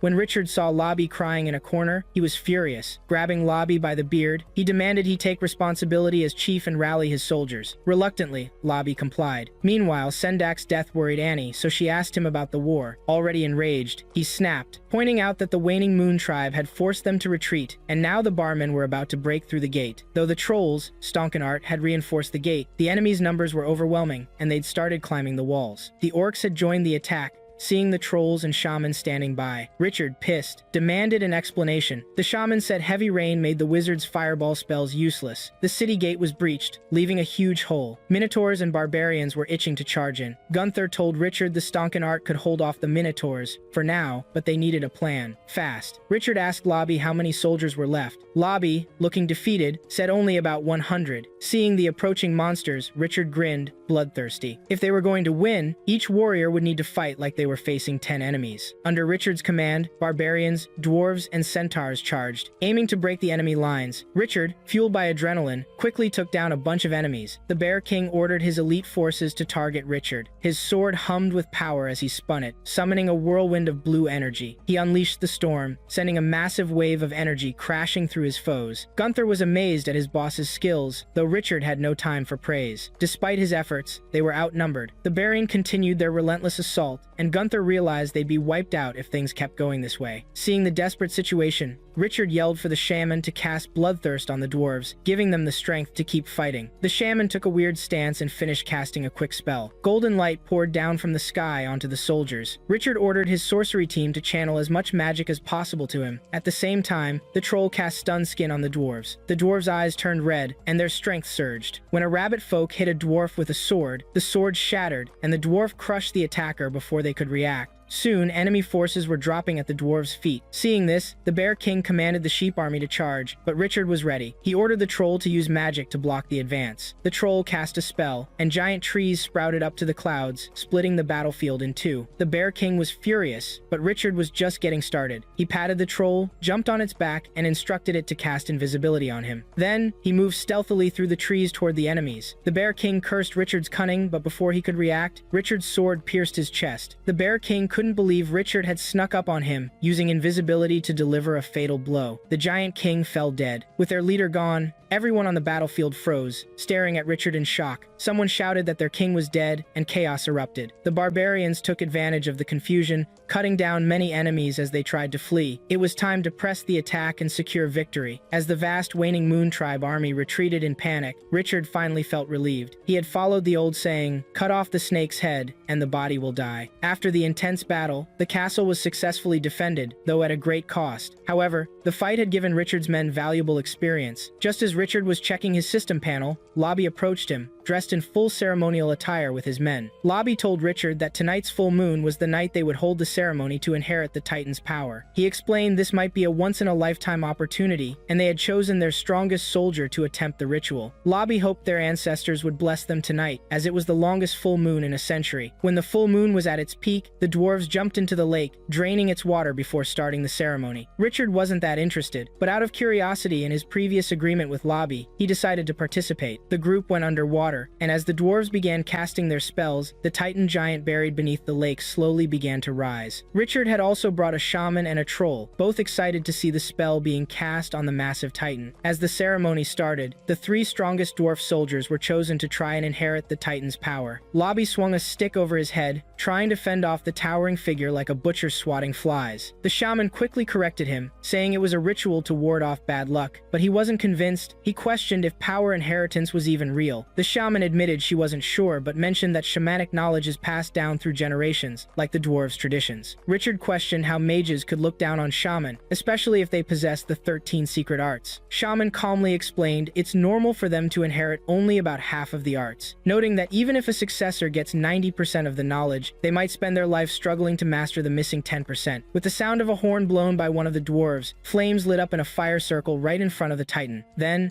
a candidate, pre-selected as the heir, stepped into the fire circle and solemnly chanted a spell. On the side, he quietly asked her if there was any danger. The shaman smirked, saying that if the heir could actually inherit the giant's soul, then these dwarves' bodies wouldn't be able to handle it, and there could be an explosion. Hearing this, Richard broke out in a cold sweat, silently glad that the power of the soul hadn't been injected into his body. At this point, the dwarf undergoing the ceremony had finished chanting, but unfortunately, nothing happened. One after another, the dwarf candidates entered the fire circle, but the results were the same. Lobby looked bitter. None of the carefully selected dwarves met the criteria. One commander begged the Titan to have mercy, but there was no response. Lobby felt doomed, but then he remembered Richard hadn't tried yet. With a frown, he urged Richard to give it a shot. Though Richard didn't take it seriously, Naturally, he reluctantly agreed and followed the others into the fire circle. As Richard stepped into the circle, something unexpected happened. The fire circle began to glow brightly, illuminating the area with an intense light. The sudden transformation startled Richard, but none more so than the giant figure watching them. The giant's eyes started glowing. Richard had inadvertently triggered something far beyond what anyone had expected. The Titan's eyes began to glow with a golden light, growing brighter as if they were about to burst. Midway through, Richard quickly dodged. Suddenly, the crowd noticed the silhouette of a creature appearing within the giant's eyes. A creature appears behind the Titan's eye, shattering the Titan's eyes. The cute little divine beast before them was born from the ancient god race inside the Titan giant's body. Richard wondered how his little creature was related to the Titan. Could it have deteriorated because it had been long? This little animal made the dwarf shout "ancestor" in unison. Richard sarcastically tried to show how touched he was by the Titan ancestor. At the same time, the shaman was more straightforward, immediately suggesting they stew the creature to get some nutrition out of it. It suddenly burst out of the Titan's body and leapt, landing with a force that sent shockwaves through the ground, the impact echoing across the land. The sudden movement startled the dwarves again. Richard, with his usual sarcasm, comments on the creature's lineage, noting that as a descendant of the Titan, it seems to enjoy high places. He jokes that this proves the Titan didn't have any affairs. The small creature, about the size of the dwarves, looks up at them and then gets up on the trolls, its eyes widening. It seemed to like the trolls, and they couldn't help but be captivated by the adorable animal, their eyes widening too. But Richard grabbed the creature for a closer look, observing webbed skin between its arm and body, which seemed useful for gliding. The dwarves crowded around, eager to touch their cute ancestor. However, Richard suddenly felt something was wrong. An energy seemed to be building up inside the creature, so he quickly tossed it towards the group of dwarves. The explosion wasn't fatal, but it was strong enough to blow away the dwarves' excitement. Unexpectedly, the little animal had inherited the Titan race's thunder spell. Richard was both surprised and thrilled. One dwarf alerted them to the Titan's unsettling movements. The giant, standing in the middle of the lake, seemed to have completed its mission and began to crumble. The dwarves' hearts filled with tears at the sight. Anyway, watching the cute creature, Richard named it Sichu. After countless battles and hard-won victories, Richard makes his way back to his fortress. Annie, sitting with him, asks why he was in such a hurry to get back. They hadn't even discussed the terms of their cooperation. He replies, "Just forget about it. She'll get her share anyway." Annoyed, she suspects Richard and the dwarves are hiding something. Richard, the master of deceit, gulped and tried to convince her otherwise, but suddenly Sichu popped out from behind him, surprising Annie. She couldn't help but admire its cuteness. Richard grabbed it, squeezing it like a stress ball, and explained that the dwarves wanted to worship and serve it until it grew up. But when he moved away, the creature stopped eating, so they had no choice but to give it to him. Richard holds a baby bottle and feeds Sichu, cautioning it not to drink too much or it'll pee itself. A few days later, everyone reached the fortress safely. After some time, Annie left with the merchant soldiers, promising to bring more people in the next few days to establish a trade contract. But she never showed up. Instead, the leader of Solon City arrived with his people. Richard welcomes him. Lord Solon praises Richard, saying he's been hearing his name often. All the bards in Corin City have been singing about the legend of Richard. Richard bowed respectfully and asked if he was just passing by or going on a trip. Lord Solon, taken aback, said he had come specifically to meet him. Surprised by this turn of events, Richard thinks he's less interested in welcoming men to his fortress. Lord Solon offered Richard a meal, mentioning he had acquired some valuable ingredients. This idea appeals to Richard, and they both sit down. However, he immediately regrets his decision when he discovers the delicacy Lord Solon mentioned is a giant squid. As they prepare to eat, Sichu runs up to Richard, leaps onto him, and gives him a nut to crack. He obliges, but instead of handing the cracked nut back to Sichu, he eats it himself, leaving the little creature disappointed and regretting its decision to ask for help. During their conversation, Lord Solon comments on Sichu, referring to it as a magical beast because it exhibits signs of elemental energy. Richard corrects him, explaining that the creature is a Titan descendant. After this clarification, he gives the beast a few more nuts, which it eagerly eats before quickly running off. As they continue to cook the squid, he thanks Solon for consistently supporting him throughout his pioneering journey, helping him navigate the challenges. Solon acknowledges this, but adds that Richard might still be curious as to why he offered his support. Richard wonders if he's prone to long-winded explanations, but the Lord begins discussing Pompeii's political and religious factions. Solon explains that Pompeii has been divided into two major factions for years. One supports the Holy Light Church, hoping Pompeii can be integrated into the Vatican's domain. The other is loyal to the goddess of ice and snow, resisting ties to the Vatican. The Holy Light Church is the predominant religious faction in the human world, with many countries having having holy in their names. However, in Pompeii's northernmost territories, where ice and snow disasters are common, the people have a deep-seated belief in the goddess of ice and snow. As they eat the squid, Richard asks him which faction he and Richard's half-brother, Winger, align with. The Lord replies that they belong to neither faction, identifying as mages who do not believe in such things, thus remaining neutral. Richard shares that he also doesn't believe, finding it impossible to believe in something without evidence of its existence. Solon agrees, noting that unbelievers like them are rare, which is precisely why he decided to help Richard, because rare species are worth protecting. Richard is taken aback and frustrated by this revelation. The Lord, however, seems to take pleasure in the taste of the squid and continues the conversation. Richard asks if the Lord intends to recruit him into the neutral faction. Solon admits that this is indeed his plan. However, this idea is repulsive to Richard. He clenches his teeth and expresses his frustration, pointing out that in any dispute, the neutral ones are constantly attacked by both sides. Solon agrees, but advises that if Richard has to choose a side, he should select the Holy Light Church. Solon then shifts the conversation to economics, placing 3 coins, gold, silver, and copper, on the table to explain the value of each faction. He explains that the people of Pompeii could adjust the value ratios of the coins to make calculations more accessible. Still, they don't, likely because the goddess of ice and snow has 12 wings and 24 oracles. Richard understands the significance of the coin, but decides to go after the small profit and pick up the gold coin. He explains that having a little is better than having nothing at all, since he's still poor. He also reminds Solon that he still owes him 1,000 coins. Solon humorously adds that the debt now totals 1,001 coins, including the gold coin Richard just picked up. Realizing this, Richard quickly throws the gold coin back to avoid adding to his debt. After their chat, Solon prepared to leave. Richard, feeling a bit disdainful, thought the Lord treated his fortress like a place one could come and go from at will. He told Solon it was a privilege to come and go whenever he pleased. The Lord responded that while he had this particular privilege, it was merely an old man's privilege, not something to envy. He then encouraged Richard by reminding him that a vast world of opportunities awaited their exploration. Richard asked if the Lord regretted missing those opportunities when he was younger, noting that now he couldn't rise to a high position or accept the shame of a low one. The Lord disagreed and mentioned being allergic to giant beaver brain powder, which still made his neck itch. Despite this, he preferred avoiding the severe migraines it prevented. He reminded Richard about the decision he had to make. Meanwhile, Richard was more interested in sunbathing with Sichu in the lake water, surrounded by the beautiful grassland of his fortress. To his surprise, Annie rolled up with her trade carts, clearly blown away by the awesome view of Fortress Richard. He explained that the 2 trolls had used their fertility magic to turn the area into a lush grassland. As Annie watched the dwarves hustling around, she sensed something was off and asked Richard if he'd struck some kind of deal with them while she was gone. He hesitantly admitted he had made some agreements. Annie then pointedly asked what he was up to, noticing him lounging around in broad daylight with 2 new female maids. Richard, ever the smooth talker, explained he was just being kind-hearted, offering refuge to tribespeople left stranded after the war and giving them jobs. He cleverly invoked some non-existent shaman who supposedly suggested taking in the women and children and giving them positions as maids. The shaman, of course, was totally made up. Annie, however, introduced another woman, a naturalist named M. Buckland from the White Tiger clan, a real expert. She greeted Richard, who was pretty impressed. Buckland mentioned they could call her by her nickname, Tang, which surprised Richard because of the similarity to Tang Bohu, a famous painter from his world. Buchan was there to study the wilderness around the high mountain fortress, not to paint. Richard welcomed her, pleased she didn't seem like a hassle. A little later, Gunther and the other barbarians were getting ready to leave. Richard told her to bring back as many barbarians as possible to settle in his fortress. She promised to bring back a whole tribe. He then asked Annie to keep an eye out for fighting manuals in the market. Soon after,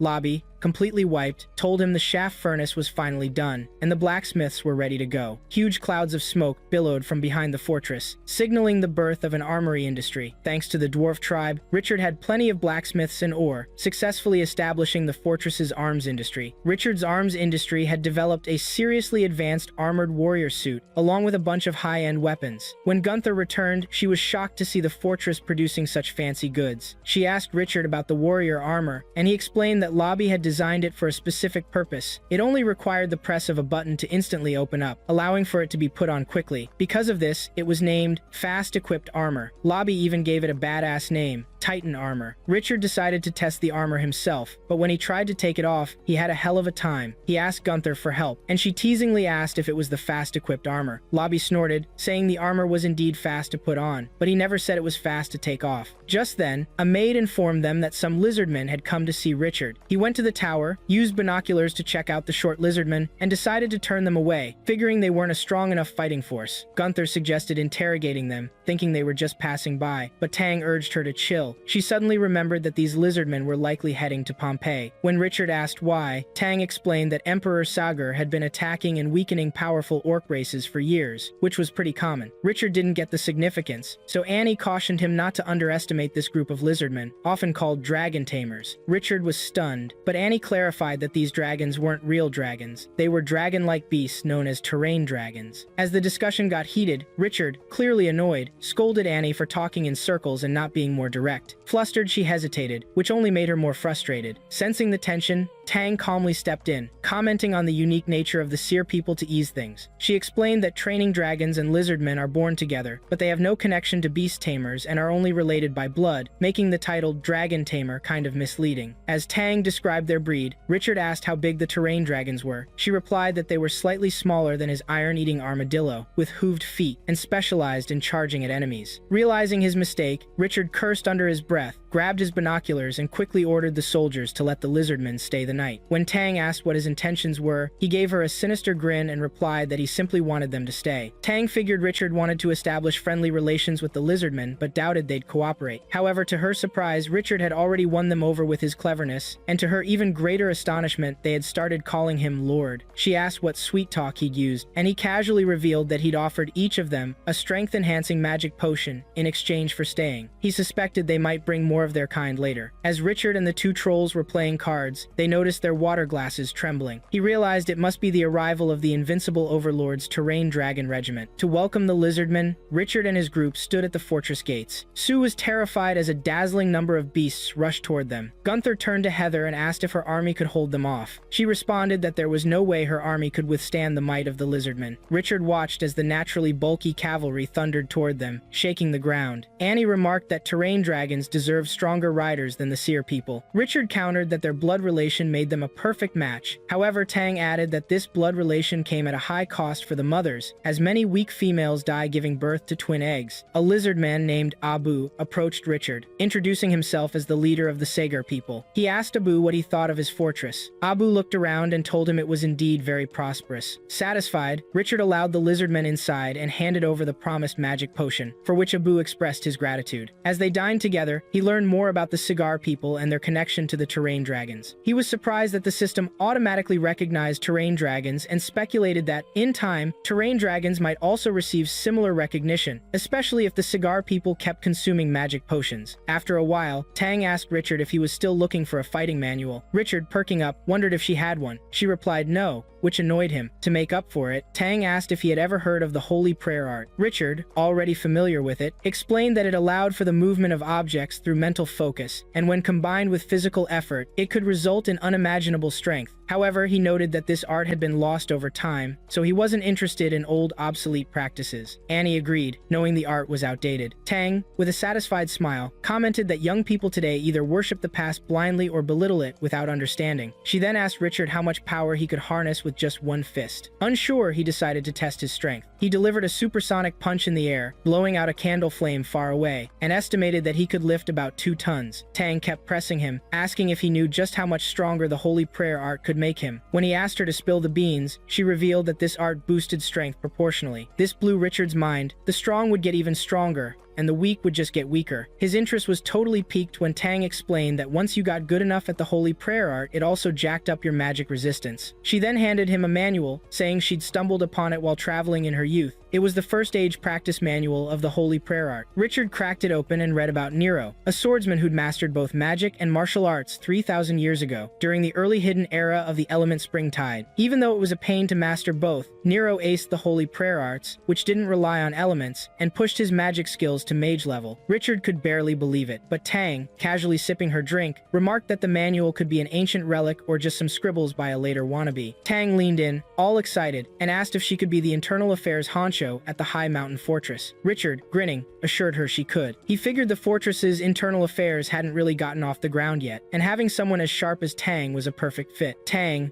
throwing her arms wide, gushed about how amazing this opportunity was. She called the high mountain fortress a place of raw potential, brimming with energy and grit, admitting nothing had ever touched her heart like this place. Next day, Richard checked out the parchment again, and found that the holy word prayer technique was both tough and simple, with 5 stages: sunlight, starlight, moonlight, Yawa sun, and the top level, apocalypse. At the basic sunlight level, Richard could tap into its power for half an hour a day, boosting his strength by 50%. He realized that each level doubled both the time and the power boost. This meant real mastery came from actually using the technique, not just reading about it. Pumped up, Richard immediately started plotting how to use it. Ordinary folks take months to even grasp the basic symbol of the holy word prayer, but the parchment said that by merging the warm current into the wheelie egg and wrapping it with the heart, you could officially enter the sunlight stage. He was so eager that he planned to melt the warm current overnight, so he could kick off the sunlight stage first thing in the morning. Richard switched gears from everyday stuff to more urgent matters, checking his system panel. To his shock, the Lord system had already updated the holy word prayer technique efficiency. He then thought about using all his free points to level up his mastery. These 57 points were hard-earned through several brutal fights, and getting them only got tougher as you went along. Richard looked like he was fed up and ready to go all in. No longer holding back, he initiated the ultimate evolution of the first ascension in the Thousand Years Hall, sinking 30 free points into it. He felt energy gathering in his heart. He expected it to be the H-egg. A powerful aura surrounded him, sharpening his sight so he could see things super clearly. The aura concentrated in his hands, making him feel like he could command nature itself. Clenching his fist as the aura got stronger, Richard remembered Tang had also hyped up this technique. Motivated, he dumped the rest of his free points to make it ridiculously powerful. The idea of his commanders, especially Tang, admiring him,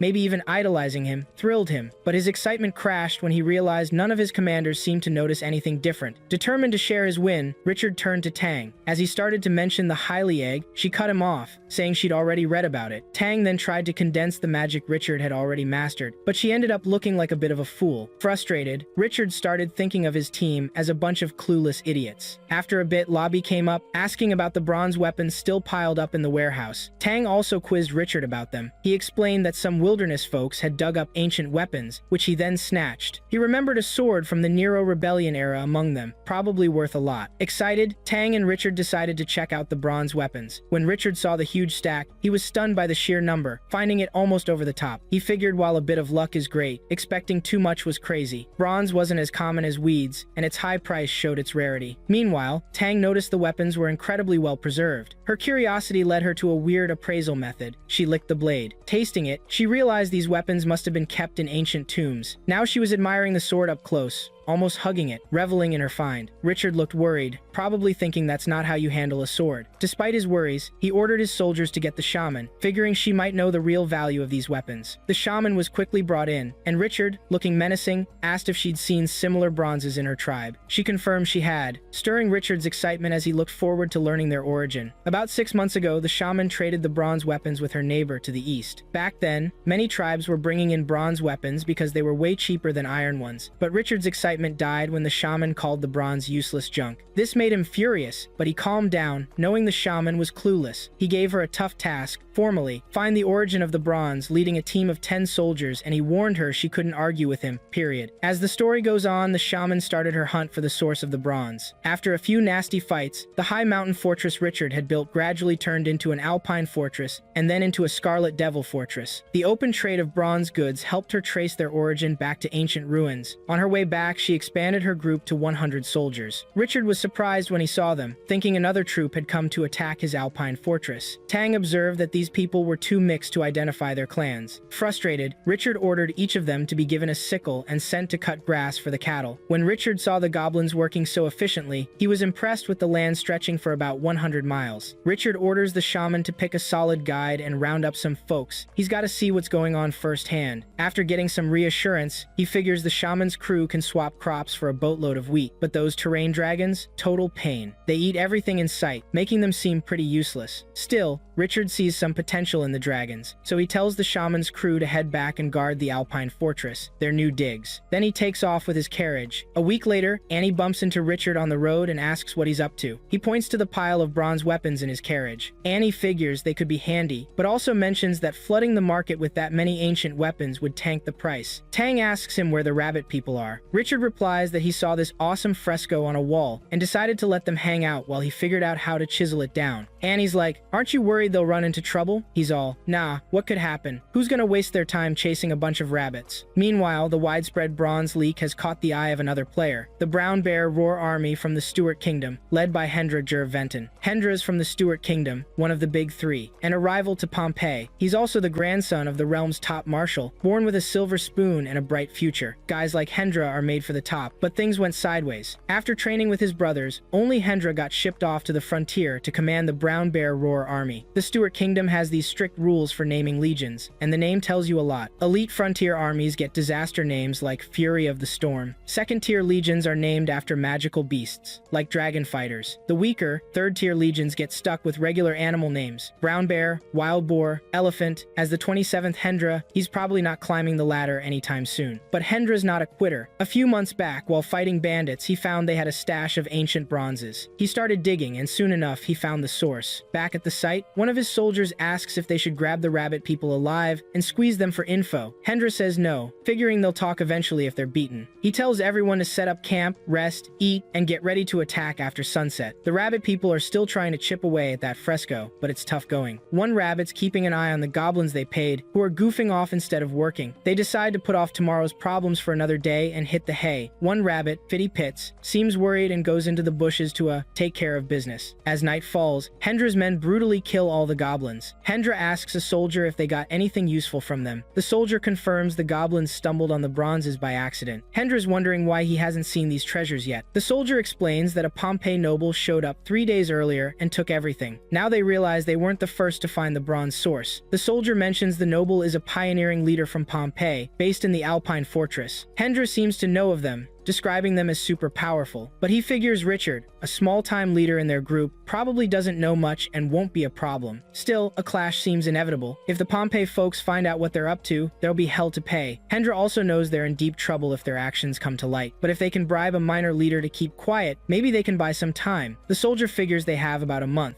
Hendra suggests that if griffins get rid of the bodies, maybe no one will ever know. Suddenly, he smells something awful and asks if his soldiers farted. Nope, it's Fitty Pits, who's been hiding in the bushes the whole time. Back at Alpine Fortress, Tang's updating Richard on the Stuart Kingdom's ruler, Balin, a sly dog with tons of schemes. Balin appointed several ambitious young officers to the garrison, knowing they'd invest their own cash to build up their armies when they wanted promotions. It worked like a charm. Tang asks Richard if he knows how much gold was added to the national treasury in just 1 year. She then drops the bomb: 100,000 gold coins. Richard and his commanders are floored, asking what Balin used it for. Tang explains that Balin's notorious for his insane spending and self-indulgence. Richard finishes her thought, calling it straight-up corruption. Just then, 2 rabbit folk drag in a very shaken Fitty Pits. Tang had warned about the situation, so Richard's surprised to see them. Fitty, voice trembling, tells Richard that someone's planning to attack Alpine Fortress. Looking at the shattered pieces, Richard and his crew discuss the Brown Bear army. Tang, trying to get a strategic discussion going, tells Richard that Stuart's legions usually have around 4,000 men, and the Brown Bear flag means it's a garrison legion. She assures him there'll probably be no more than 3,000 soldiers, so he shouldn't sweat it. Richard, however, questions if a legion isn't the top-ranked unit, pointing out that the real issue is whether the enemy has a mage. He remembers how crazy effective mages were in past battles and worries that a high-level mage on the other side could turn the tables, even though they have a shaman and 2 trolls. Tang tells Richard to chill, explaining that while high-level mages are powerful, they're rare compared to lower-level ones. She also mentions that Balin's super suspicious, so high-level mages are only assigned to armies during wartime. Since it's peacetime, no mages should be around. Richard's caught off guard by Annie's sharp take. He always thought of her as just a money-obsessed person who didn't know much else. With a bit of flattery, Annie can't help adding that the supporters and opponents were so loud that everyone in the country knew about the situation except for him. Richard's confused. asking how many years ago this all happened, wondering why he can't remember it. Annie casually said it was over 20 years ago, which, for her, was practically yesterday. She was 114 after all, and clearly annoyed by the elves' long lifespans. Richard, irritated, pointed out he wasn't even born then. Tang jumped in, steering them back to the problem at hand. Richard remembered that most of the time their mages, even if they were a bit off, were still better than the enemies. With only 3,000 soldiers to face, and probably 0 mages on the other side, he clenched his fists, buzzing with excitement. He declared that if those guys dared to show up, they wouldn't be leaving alive. Tang was floored. She pointed out that even if everyone in Alpine Fortress joined the fight, they'd have like 600 guards tops. She was baffled by Richard's ballsy dismissal of a 3,000-strong army with, well, basically just himself. But Richard and Annie brushed off her concerns, already hyped about all the loot they'd score after their victory. Annie asked if they'd requested backup, but Richard, being Richard, scoffed. Asking for help wasn't his style. He ended the meeting, and the folks of Alpine Fortress scrambled to get ready for war. The entire fortress was on the west side of the river. To avoid any damage, Richard decided the battlefield would be on the east side. To make things look legit, he ordered a fake Lord's Hall built on the east bank. Gotta make it flashy and believable, right? Second, General Ha used his soil fertility thing by the river, making weeds and reeds grow super fast, creating this green wall along the riverbank. 20 days later, it was go time. Even with Hendra's skilled scouts, they were no match for the Centaur's speed and the Archer's killer aim. The result? Hendra's patrols were wiped out fast. Heather told Richard she spotted some heavy cavalry coming, but Richard was way more interested in their gear. After checking them out, he figured the enemy wouldn't even reach the battlefield for another 20 days, except for their ranger troops. Meanwhile, Hendra was pissed about Richard's clever use of centaurs as rangers, but he figured it was just a futile squabble before his inevitable victory. He was so sure his army would crush Richard's.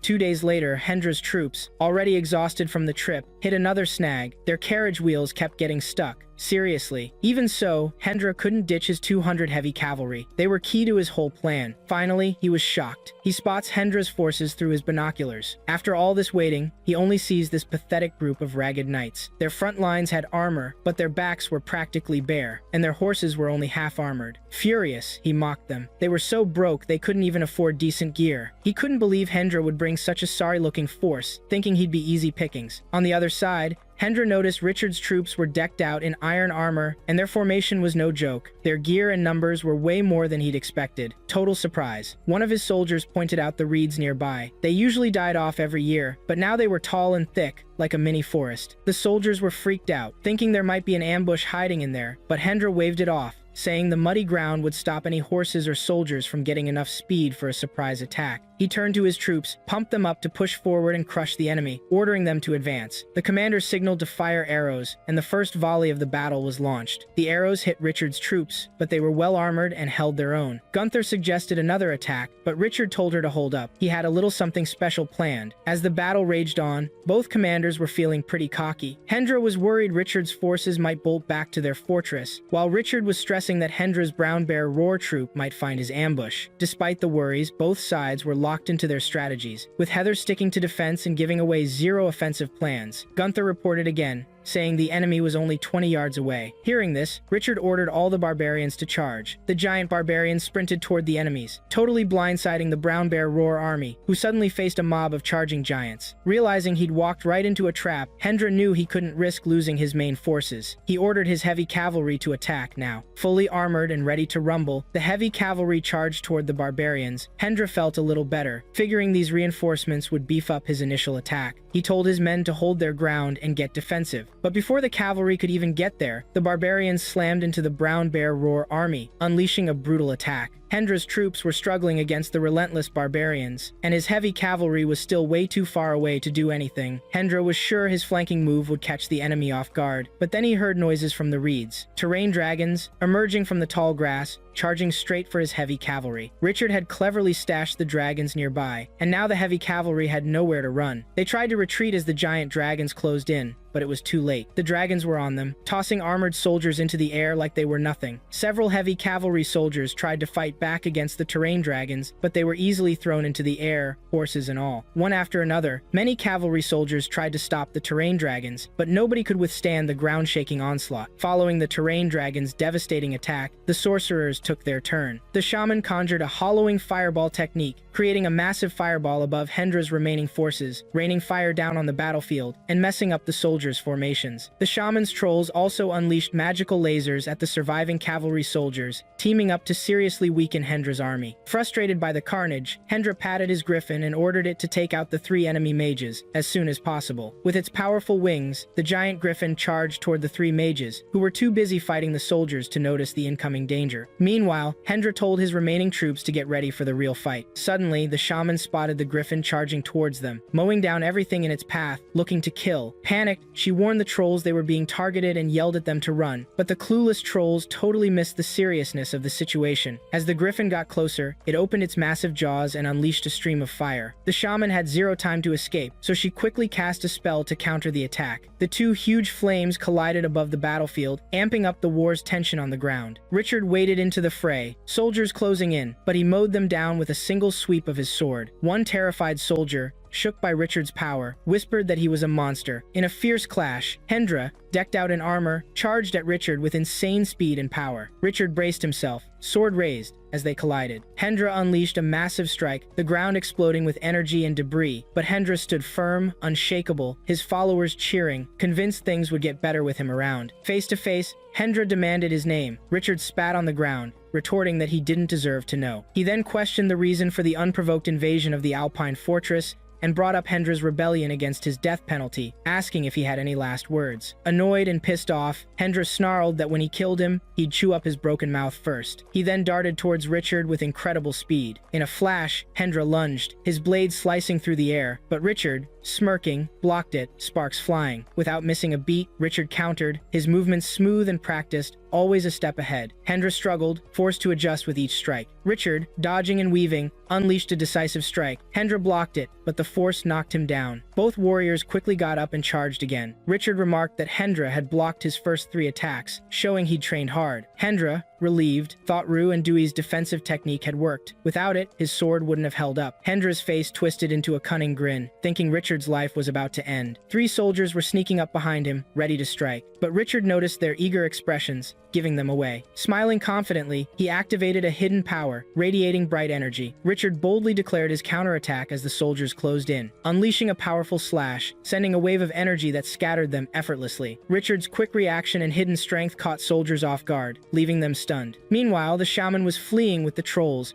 crying for help as a giant griffin chased them. The griffin breathed fire, hitting the trolls and sending them flying. Suddenly, a spear sliced through the air, piercing the griffin's beak. Heather appeared, commanding the centaurs to fire. The creature had no time to defend, and a volley of arrows killed it instantly. The soldiers, now even more terrified, saw their lord's griffin defeated. Hendra charged, fury in his eyes, shouting angrily, leaving a trail of dust and grass. Richard, calm and composed, easily deflected Hendra's relentless assault. With a stern expression, he taunted Hendra, pointing out that he initiated the attack, yet now accused them of being the aggressors. Richard delivered a powerful kick to Hendra's chest, sending him stumbling. Hendra quickly recovered, swinging his sword, confident in his magic armor's fire element protection. He thought the armor would retaliate with elemental damage every time he was struck, thinking that the more Richard attacked, the stronger his counter would be. However, as Richard continued his relentless attacks, he felt the strain. His initial confidence turned to worry, each attack coming faster and harder. Panic set in as he wondered why the fire elemental damage isn't affecting his opponent. The scene climaxed when Richard's final blow shattered his sword. Overwhelmed, he fell to his knees, his spirit broken. Acknowledging his defeat, Richard kicked him to the ground, saying a weapon was just a tool. He didn't deserve to lead if he couldn't fight without it. The fire element of Hendra's armor was powerful. Richard's hands were burning. Hendra, shocked, realized the fire element's counterattack was strong enough to burn a person 3 to 5 times over. Overwhelmed with fear, he wept and surrendered. Seeing their leader give up, his army's morale crumbled, and they too accepted defeat. Meanwhile, Richard's army erupted in celebration. Gunther approached, asking if they should imprison the defeated soldiers. With a confident smile, he agreed, ordering them to start with Hendra. Tears in his eyes, Hendra pleaded for them to remove his magic armor first. As his armor was removed, Richard looked at it with disgust, focusing on where he had kicked it. He felt embarrassed for damaging the armor. Annie and Tang asked what happened. He showed them the damaged spot, mentioning how much it hurt his pride. Annie thought he was injured and was ready to use a half bottle of holy water. Tang, however, noticed a rare magical crystal embedded in the armor, pointing out its high value. She suggested giving it to a blacksmith to replace the armor. He was unsure if the armor would still be real or fake. Tang reminded him he couldn't use it anyway since it wasn't his size. Realizing she was right, he threw the armor aside. He then suggested they could demand a high ransom for the captives and offered to leave that task to Tang. She readily agreed. Annie added that the loot, baggage, and horses should be sold to Cologne, estimating a significant profit. He mentioned he still planned to stew some horses for meat. Annie suggested selling the prisoners to the Chamber of Commerce in Corin City, which specializes in dealing with captives, as it would be easier. Richard's eyes lit up, realizing that selling each prisoner could bring in 4 to 5 gold coins, which would be considerable wealth. After Annie and Tang left, he realized his business skills were lacking. He understood strength alone wasn't enough. He still needed to learn many rules and lessons, which gave him a headache. However, he knew that selling the bronze weapons would significantly increase the gold in their bank and help lift them out of poverty. After the battle, even the Scar Lizard men improved, gaining more muscle. The terrain dragons also showed signs of growth, their muscles swelling. Richard noted they were gaining valuable experience in team battles. As night fell, he had dinner with Annie and Tang. Tang told him she planned to go to Khan to exchange gold coins and strongly suggested he join her. She explained that their enemy was the Stuart garrison, and tensions with Pompeii had been running high lately, so he needed to report his fight with the Stuarts to the House of Lords. He wasn't sure if this would be seen as an official intrusion by the Stuarts, figuring it might be a bit much. She shot back that it wasn't his call to make. Surprised, he asked if Pompeii might use this to stir up some drama. Annie chimed in, telling him to leave the politics to their leader. As long as they moved as a group, they could all benefit. Richard agreed, and decided Annie would help them out on this journey in a few days. The story continued. They spent 6 days gathering loot and captives before heading out. He watched Tang manage a massive line of soldiers, impressed. Among the prisoners was Lord Hendra, who was looking pretty beat up. Suddenly, Hendra yelled out, claiming he knew Richard was using the holy word prayer. Hendra tried to break out of line, but the guards quickly held him back. Richard teased him, saying he shouldn't make such claims, especially with that epic mustache of his. Hendra insisted that only the holy word prayer, with its lack of elemental fluctuation, could give Richard such power. Richard dismounted and admitted Hendra was right, but there was no prize for guessing correctly. Hendra stumbled toward him, asking what level he was at, since not even the fire element's counterattack could touch him. He grudgingly admitted that something had gone wrong, preventing him from advancing to the apocalypse stage. Hendra was blown away, exclaiming in disbelief about the apocalypse. How could it even be possible? He was shocked that Richard had already reached the sunburst stage, just below the apocalypse. Still, he was floored that Richard was so dead set on taking this place. Curious, he asked what exactly Richard's problem was. With a grin, Richard replied that his problem was he hadn't even reached the Zynga stage yet. The revelation was too much for Hendra, who promptly fainted. After a few days of travel, Richard and his crew finally reached Solon City. Richard couldn't help but reflect on how fast time had flown. It felt like just yesterday he'd arrived in Solon City alone, unsure of what the future held, but things were different now. He wasn't the same guy he used to be. He was now the lord of thousands of elite warriors and hundreds of centaur rangers. Coming back to this familiar place gave him a totally new perspective. While most of his group followed Annie to handle their business, Richard decided to explore the city on his own. He headed to a bar, but as he sipped his ale, he found it weird without ice. The bartender apologized, explaining that ice was too pricey to keep in stock. Just then, a bunch of thugs barged in, loudly ordering drinks and slapping a few coins on the counter. The bartender quickly pointed out that the money they offered was just worthless copper. One of the thugs, a huge dude, angrily asked how he dared question the payment of his lord. Richard, unimpressed, watched them rant and rave. The giant thug then claimed their lord was none other than Baron Richard of Alpine Fortress. At this, Richard nearly choked on his drink. Another thug casually slung an arm around Richard's shoulders, saying he'd already heard of Baron Richard. Richard dryly responded that he had in fact heard the name. The bartender asked if they meant Baron Richard, the one highly respected by the wilderness tribes. The big thug laughed, boasting that their lord had recently wiped out an entire Stuart legion with just 300 men. The fake Richard grinned arrogantly, pretending to be the hero of the stories. As he listened, Richard realized Annie's moves were quicker than he'd thought. News of their arrival had spread through the city in just a few hours. Playing along, Richard calmly told the faker that he was, in fact, the Baron of Alpine Fortress. The faker agreed without missing a beat, then dramatically drew his sword, slammed it into the table, and declared it the dragon-slaying greatsword. People started to believe the thug was actually Richard, figuring that if he could swing the dragon-slaying greatsword so easily, he must be the real deal. But Richard knew better. He could tell the sword was a cheap knockoff made of light iron, only a fraction of the weight and strength of natural iron. Eyeing the thugs, Richard asked if they were Gunther and Hut. Surprised by the bold question, they They responded with a blatant lie, but Richard pointed out that Hut was supposed to be a centaur. Caught off guard, the faker claimed his awesome writing skills had simply led to such wild rumors. Richard then repeated his earlier cynical wisdom. Most things people say are lies, and if something seems logical but goes against mainstream beliefs, it's probably so well crafted that it only appears to be true. Richard told the crowd that he still believed the real Hut was a centaur. To his surprise, the crowd began questioning. If Hut was fake, then wasn't Richard and Gunther fake too? But they pointed to the giant sword, insisting that if it wasn't Richard, who else could it be? At this, the real Richard finally revealed his identity. The crowd was stunned silent. The big thug,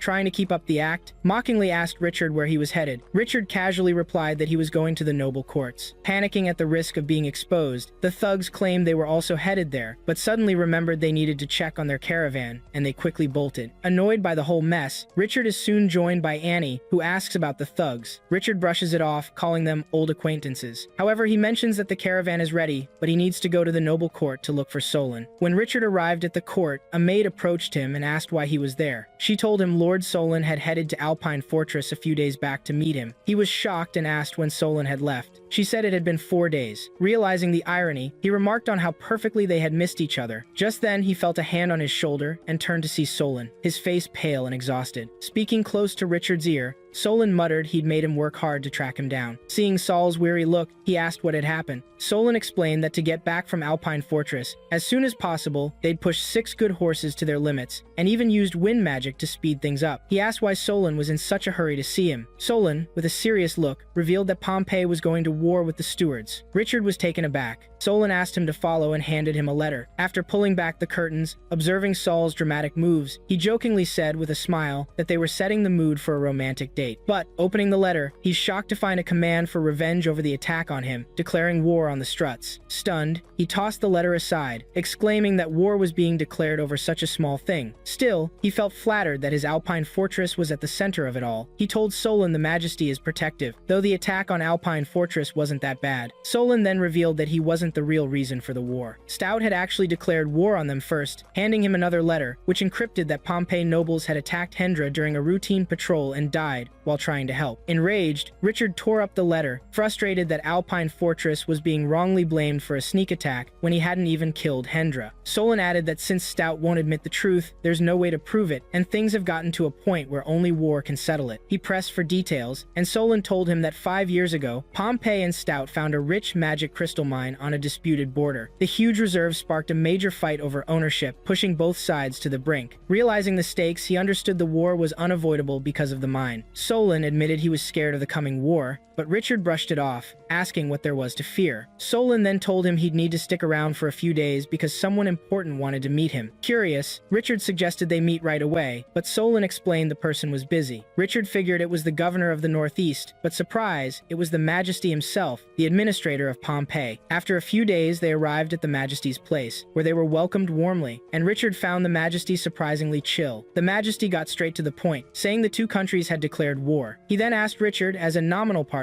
to share his thoughts. Confused, Richard didn't get what nominal party meant. Solon clarified, explaining the Majesty was talking about needing a heroic figure to boost the people's morale during the war. He understood but felt a growing sense of dread, because those figures are often sent to the front lines and rarely come back. He definitely didn't want any part of that. When the Majesty asked who Richard thought would be a better hero, he, ever the sly strategist, quickly suggested the chief of the noble court, Lord, would be perfect. Solon, annoyed but also clever, saw through Richard's game. He sternly told Richard not to be rude, pointing out the hero had to be him, as his name was already on the war declaration between the two countries as the Lord of Alpine Fortress. The Majesty chuckled, telling Richard not to see it as a burden. He then told Solon to pour some wine for everyone. While Solon got the drinks, the Majesty told Richard the military was ready to give him the Eagle Knight title, emphasizing it was a rare honor, especially during peacetime. Richard, always crafty, responded with fake humility, explaining their countryside guard at Alpine Fortress was so bad they couldn't even fight off common thieves. Then, with a sly grin, he suggested he might consider the honor if they were given half of the Supreme Court Mage Corps. As Solon returned, he overheard Richard's bold move and couldn't help but admire the nerve. The Majesty, understanding his hesitation, agreed to talk about it later but had another urgent issue. He mentioned a tribe of Scars, who were supposed to answer Pompey's call, had vanished mysteriously in the wilderness. Richard's face went pale when the Majesty pointed out that Alpine Fortress was in that wilderness. The Majesty asked if he knew what happened to the Scars, stressing their heavy cavalry was crucial and couldn't be replaced. Richard, who'd been all smug earlier, now overreacted dramatically, probably to change the subject. He quickly urged the Majesty to drop it and, with exaggerated emotion, claimed to feel a fire of justice burning inside him. This was likely his way of trying to distract from his unease, as he eagerly volunteered for a task involving the Eagle Knight, hoping to shift the focus away from the uncomfortable questions. The Majesty, seeing his sudden shift in mood, asked if he'd changed his mind. Richard then passionately declared that every Pompeian has a duty to serve their country. The Majesty chuckled, saying that fame and prestige come naturally to an Eagle Knight. He added that Richard's guards would be temporarily reassigned to the Dragonclaw Legion, with a good deal of autonomy. This pissed Richard off again, since the Dragon's Claw was notorious for brutal, bloody battles. He knew nobody came out of those fights unscathed, friend or foe. Solon then told Richard that His Royal Highness also served in this legion. Richard was floored to learn the Majesty's son was in it,